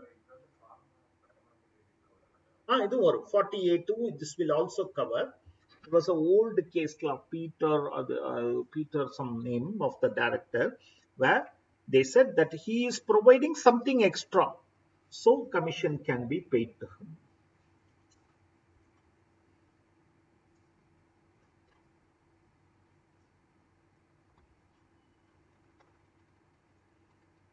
Company incurred 9,40,000 towards replacement of dies and molds being part of plant and machinery. Is it allowed?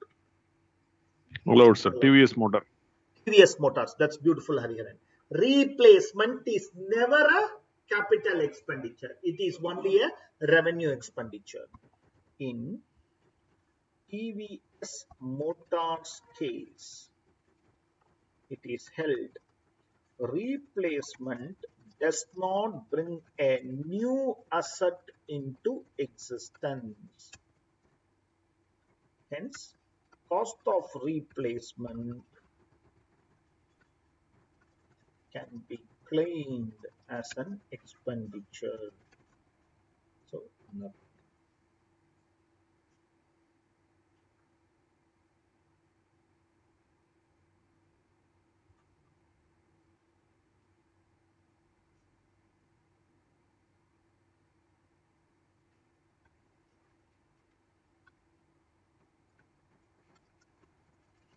Depreciation as per books, add it back. Depreciation as per tax law, reduce it.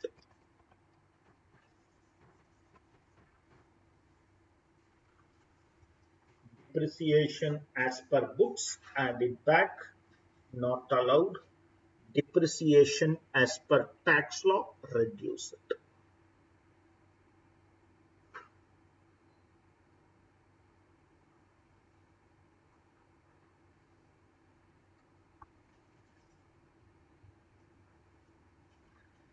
The company has incurred 8 lakhs on issue of convertible debentures. These are to be converted after 5 years.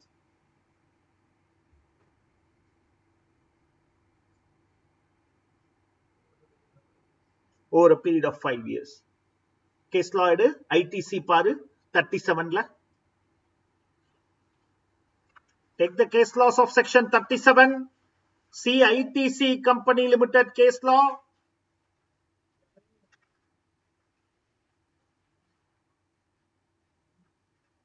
Yeah, revenue expenditure, it can be claimed. If you remember, the court said there is no specific provision. Preliminary expenses, share issue expenses, there is a specific provision. VRS, Here, there is no specific provision. So, issue expenses of debentures, be it convertible, non-convertible, can be claimed. In ITC Limited, it is held that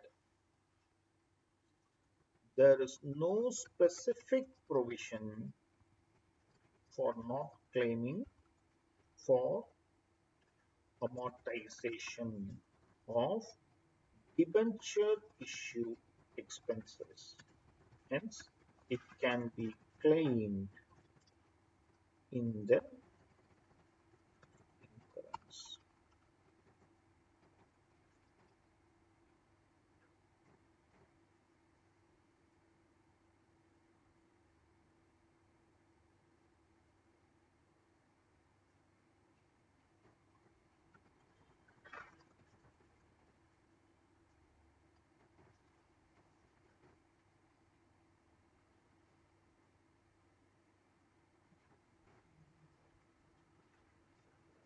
Profit before set off 84 lakh 85,800. Profit before set off 84 lakh 85,800 less brought forward and set off. Remember, though we will see later, loss of discontinued business can also be brought forward and set off against continuing business. It is allowed even to set off loss of discontinued business.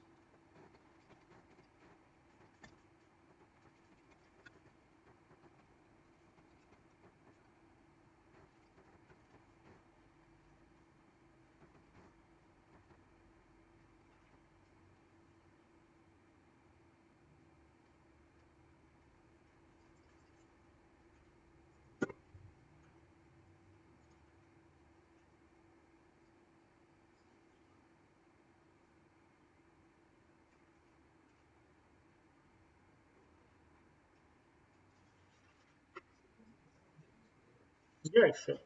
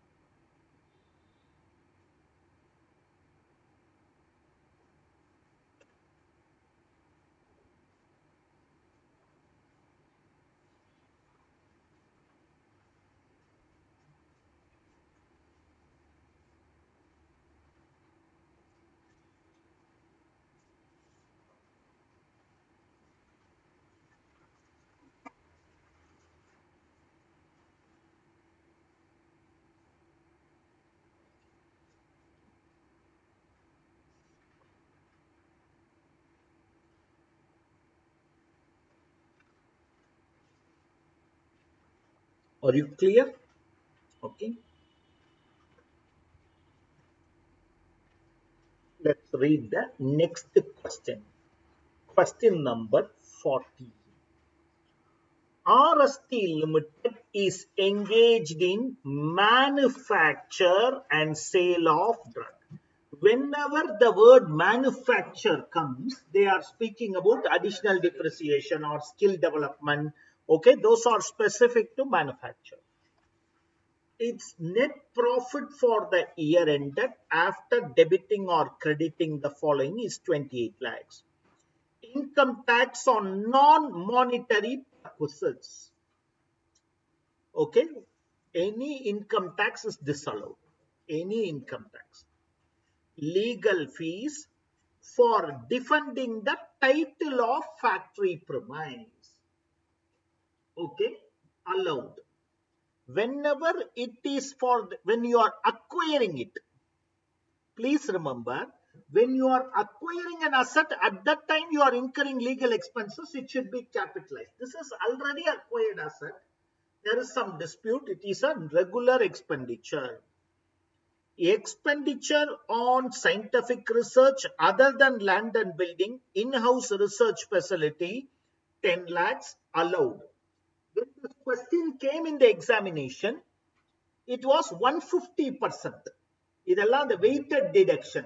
Okay, so they will disallow 10 lakh and allow 15 lakhs, but this now it is only 100%, so we just write 100% disallowed and leave it. Income, interest paid on arrears of GST. Interest is not a penalty. Interest is not a penalty allowed. Cash payment of 60,000 was made on 10th October to a supplier towards purchase of raw material. Out of this, 30,000 pertains to payment against the invoice recorded as expenses in the financial year 2021.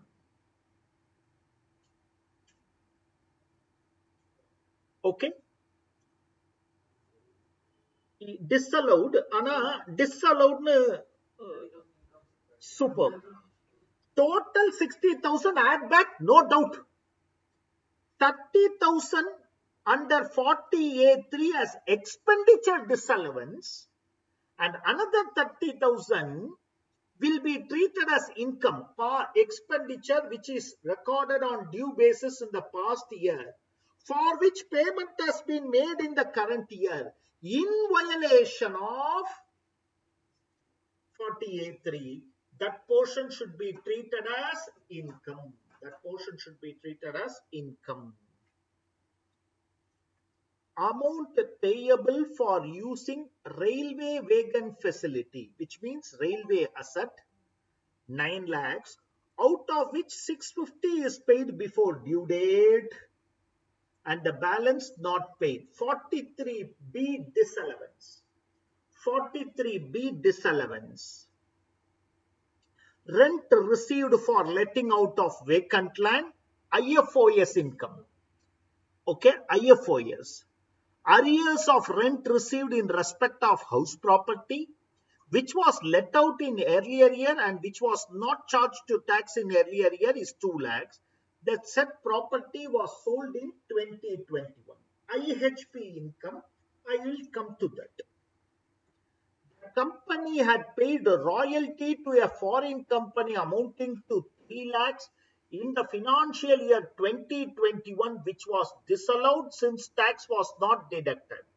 The company deducted and paid the tax in the current year. Default rectified in the current year, I should allow it. Brought forward house property loss, 40,000. Compute the total income. Furnish explanation for various items. Okay, here the terminology manufacturing was useful for this particular scientific research, but this year it is not there. Okay, there was no additional depreciation, etc. Okay, read through the question once, we will go to the answers.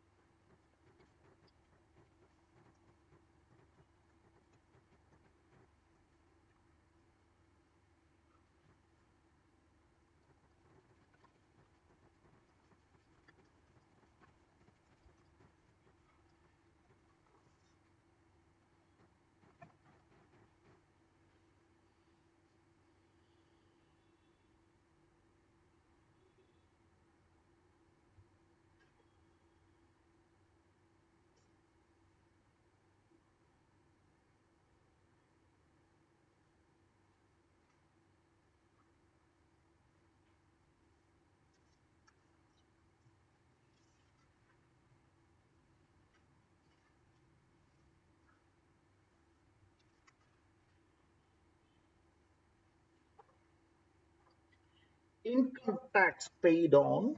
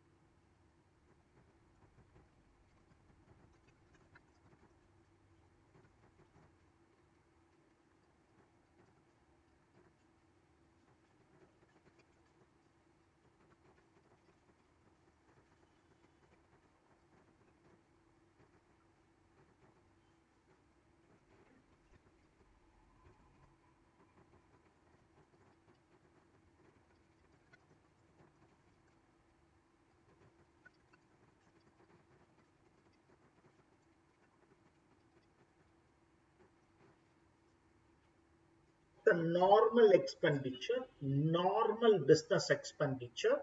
So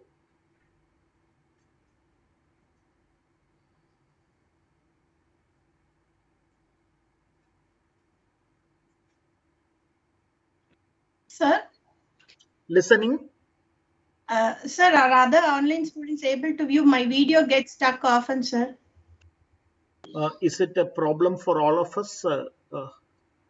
Can you please confirm, Hari? In between it happened, sir, just for a few minutes while you were explaining that land, that legal fees. Okay. Okay. If it continues, please let me know. Okay, sir. Thank you, sir. Okay. No Yeah. problem. Thank you.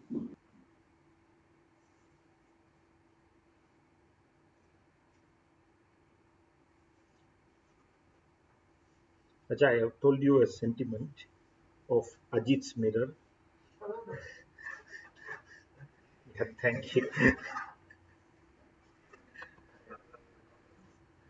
Expenditure on scientific research other than land and building. Okay. According to section 35, expenditure on scientific research other than cost of land is allowed to the extent of 100% of such expenditure. In the instant case, claimed, hence no adjustment. It is allowed, my dear friends, no adjustment.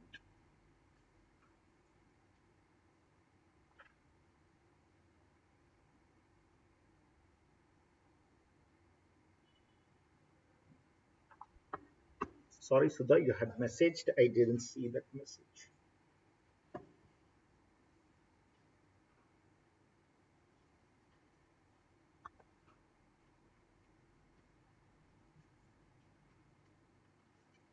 Interest paid on arrears of GST. Okay. Interest paid on GST. It is clarified that interest is not in the nature of penalty. Hence, it will be allowed. Only penalty will be disallowed. Interest is what is popularly called as intra-virus law. It is not ultra-virus. It is not violation. So it will be allowed.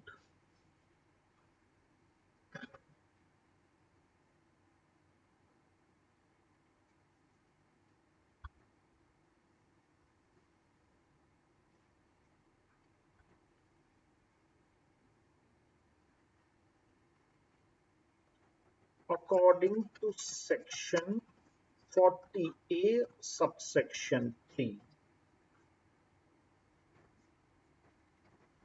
expenditure paid on a single day to a particular person in excess of rupees 10,000 otherwise than by approved modes.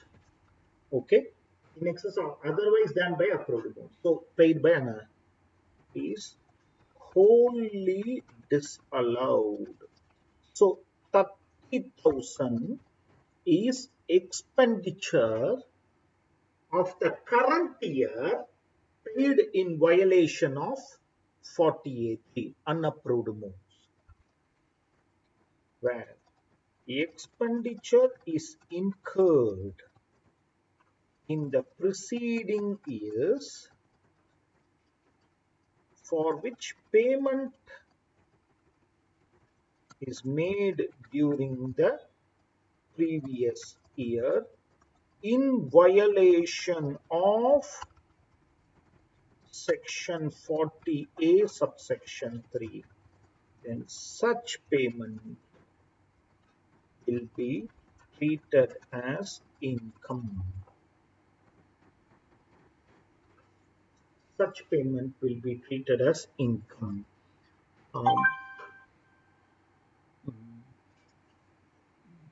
Bhanupriya, are you there?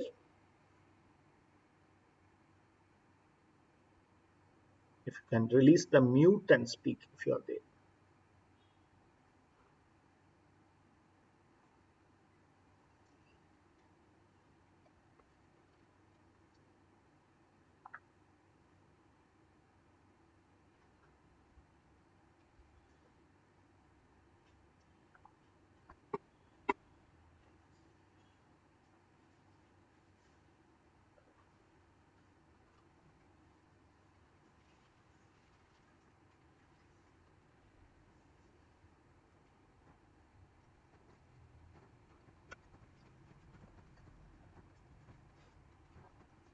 Any statutory due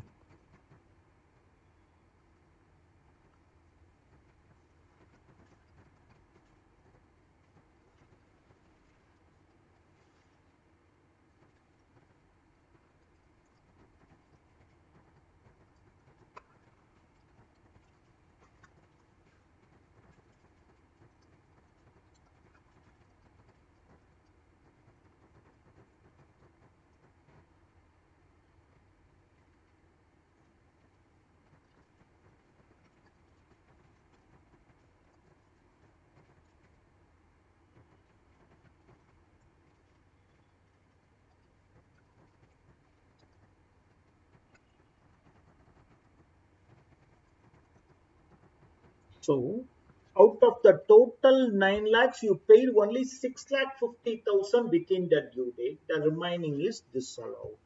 Out of the total 9 lakh, you paid only 6 lakh 50,000 within the due date. The remaining 250 disallowed.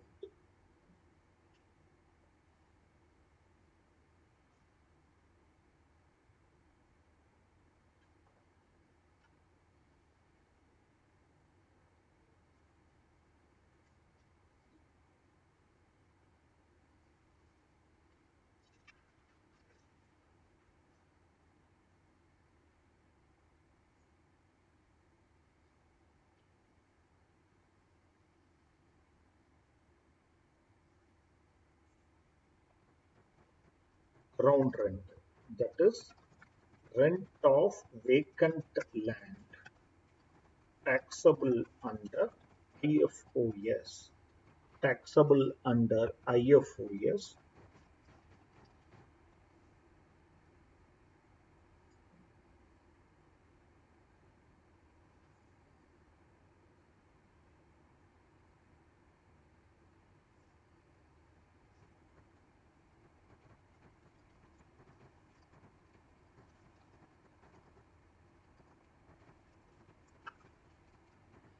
Taxable under income from house property.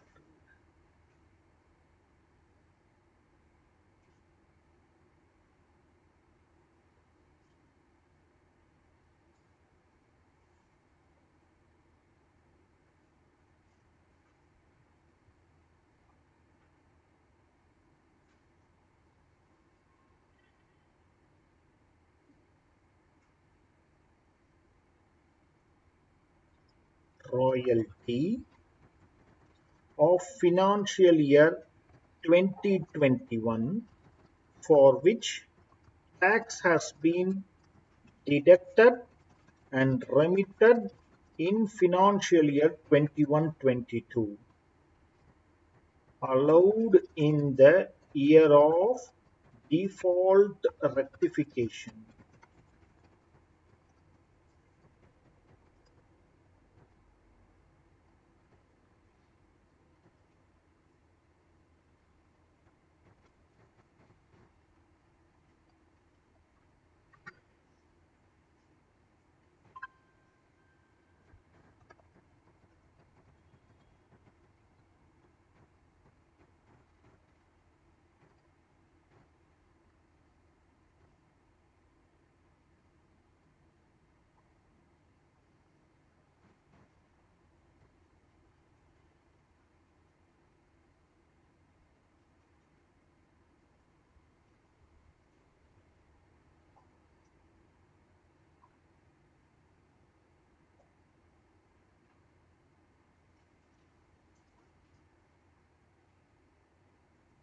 Okay, okay. Just okay, Banapriya. Just I want to assure you that this 43B, 48.3 and all probably when you see the previous classes during the course of time, you'll understand. That's why, just that you are new to today's class, I thought to just give you a note that these are discussed already in our classroom. When you see the previous videos, you will be able to understand it. As of now, keep following. From the next chapter, you will be completely understanding, by which time you would have seen the previous videos. This is business income 26 lakh 10,000. But the question is asking us to compute total income. I always say that house property we will keep doing at various places, not as a separate chapter. Salaries we will do separate chapter. But house property is part of every chapter. Okay.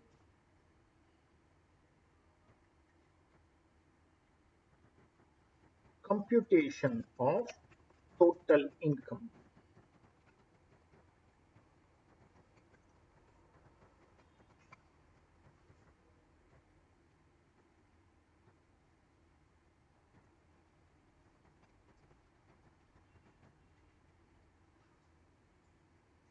First, house property. If you vaguely remember, we started the PGBP chapter with the first aspect of profit and gains of business or profession carried on during the previous year. I told you examples where even if it is not carried on during the previous year, it is taxable. Bad debts recovered, old fees recovered, Justice G. Ramaswamy's case like that. At that time, I told you, I'm again repeating. House property, the income, the arrears of rent is taxable. Arrears of rent and unrealized rent recovered are taxable in the year of receipt. It is taxable in the year of receipt even if the property is sold before receiving it. Okay. In this case, if you look at it, arrears of rent received in respect of house property, which was let out in earlier year, which was not charged tax, now it is 2 lakh. The said property was sold in the financial year 2021 itself. Still,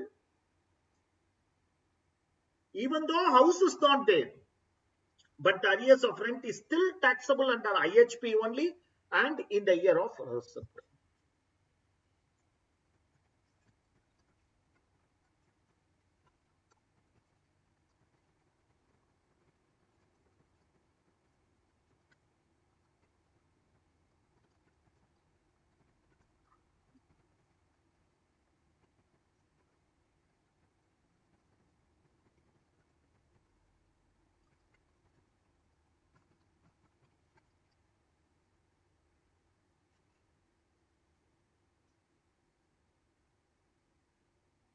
It is taxable in the year of receipt, even if the property is transferred before that.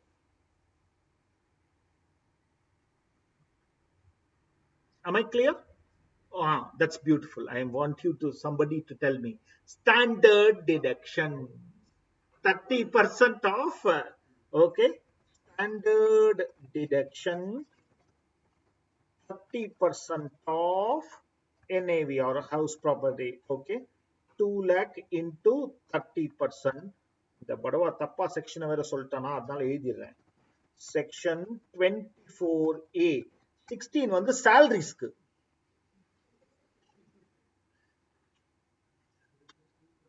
மொத்தமே சொல்லிருக்கலாம், நானும் அப்படி விட்டுருப்பேன் standard deduction. நீ 16 சொன்ன உடனே எனக்கு வந்து போடியத்தை எடுத்து போட்டுடலாம்னு தோணுது.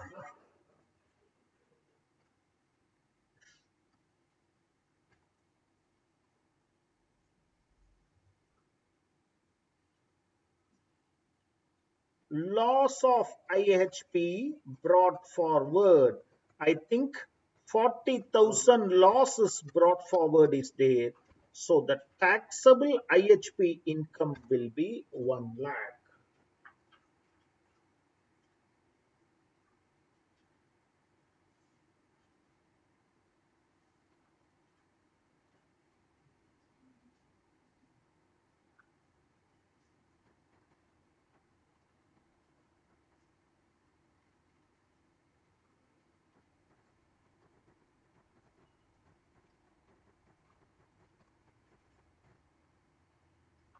Business income as computed.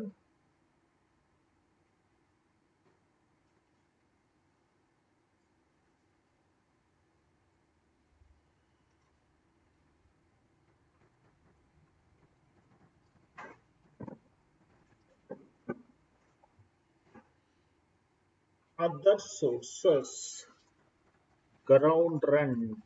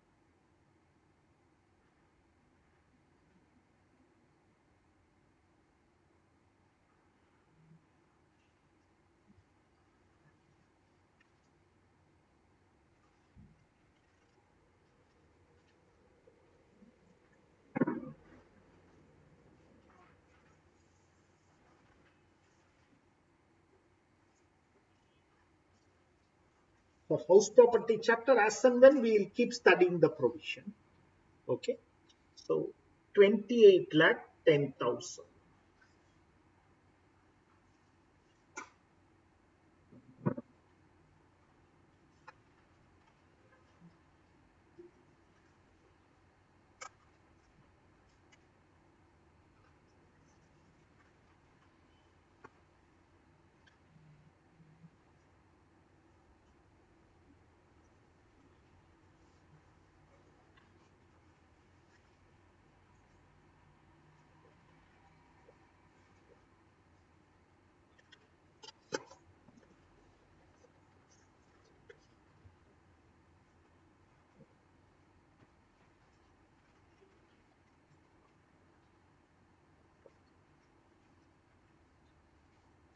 X Limited engaged in the manufacture and sale of textiles. Net profit for the year ended March 31st after debiting or crediting the following is 75 lakhs.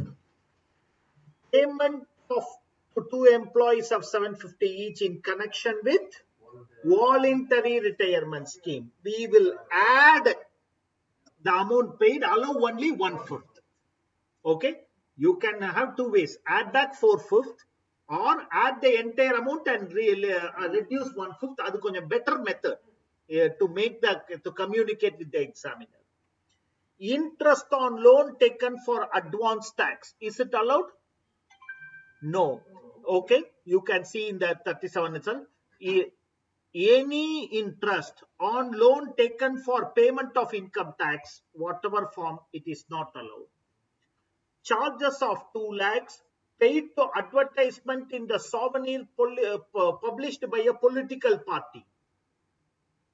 37(2)(b) disallowed.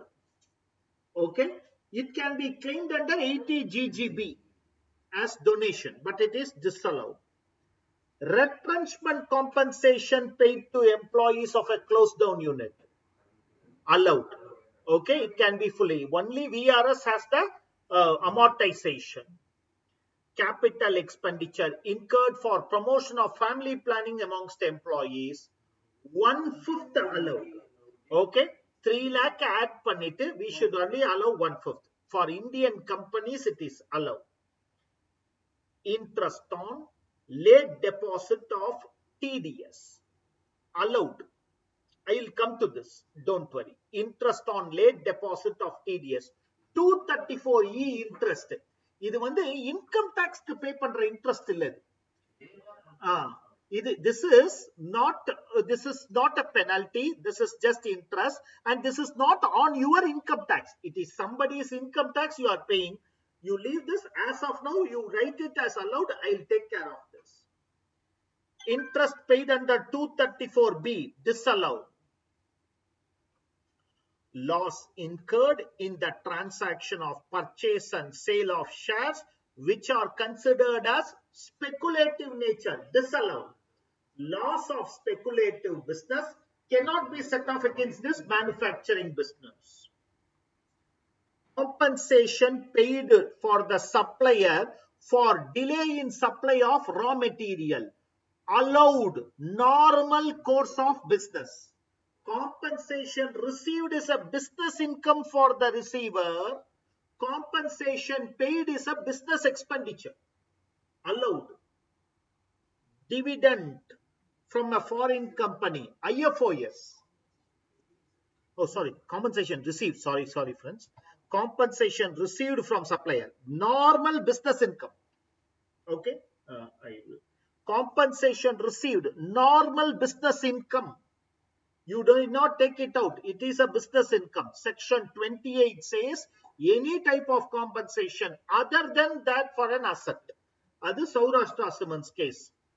Dividend is a IFOS. Company paid production bonus of 30 lakhs pursuant to a settlement arrived with the worker in addition to the statutory payment of 10 lakhs. Yes, solunga Sudha. Video is not, you're not audible at all, sir. It is lagging, sir. 1 minute. I'll correct it now. 1 minute.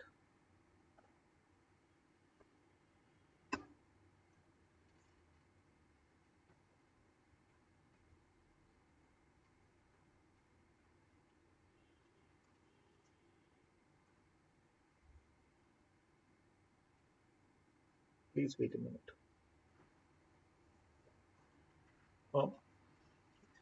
Quick run through for our friends who have lost. VRS compensation, add back the amount paid, reduce 1/5. Advance tax interest not allowed. Advertisement to a political party not allowed. And 80 GGB can be claimed. Retrenchment compensation allowed. Capital expenditure on promotion of family planning, 1/5 only allowed. Add back 3 lakh and allow 1/5. Now it's okay, right, Sudha? Now you are able to? Sudha or Hari? Sir. Yes, sir. Yeah. Interest on late payment of TDS, disallow it. Don't disallow it. We will see it in 234E. Don't worry. Interest under 234B disallowed. Speculation losses cannot be adjusted, so disallowed. Compensation received from a supplier for raw material, it is a business income. Interest on dividend on foreign company, IFOS. Bonus Nowhere I have said you should pay only as per stamp. Bonus you should have paid. That's all. So whatever amount paid, you can claim it as deduction. Okay, leave the last part, total sales and all. It was a old provision for which they gave that. Now that provision is not there. Compute the total income. Question is yours now. Start working.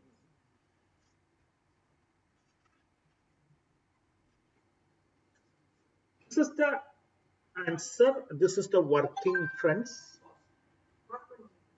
Sorry.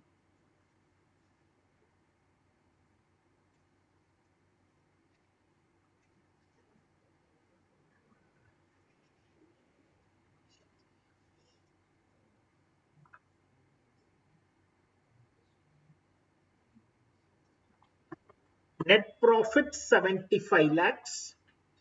VRS compensation, add back 15 lakhs, reduce 3 lakhs. Interest on, okay, it is not allowed. Advertisement in the publication of political party is not allowed. 37 2B is the section if you want to be specific. I know you don't want to be, but still.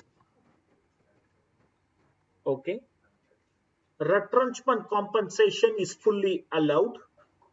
Promotion of family planning amongst employees, add back 3 lakhs, allow only 1/5 because it is allowed as 5 equal installment. Late deposit of TDS can wait. And as of now, you understand it is allowed. 234 interest is also part of income tax. When I say income tax is disallowed, not only income tax, interest on income tax, penalty disallowed.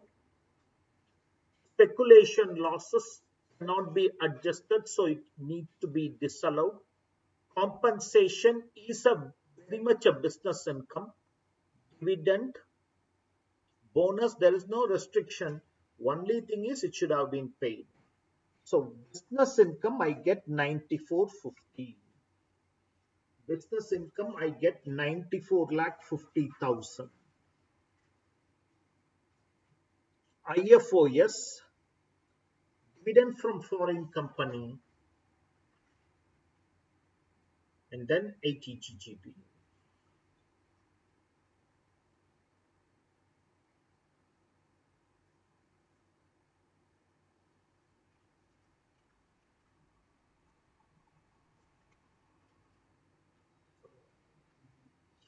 Donation to political party.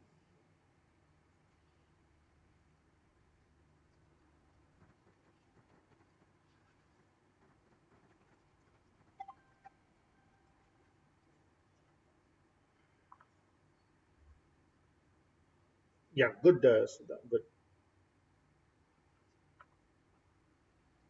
Okay, right? We wind up here. Tomorrow morning, we'll complete PGBP, enter the introduction of capital gains. Meet you tomorrow morning, 6 a.m. All the best, friends.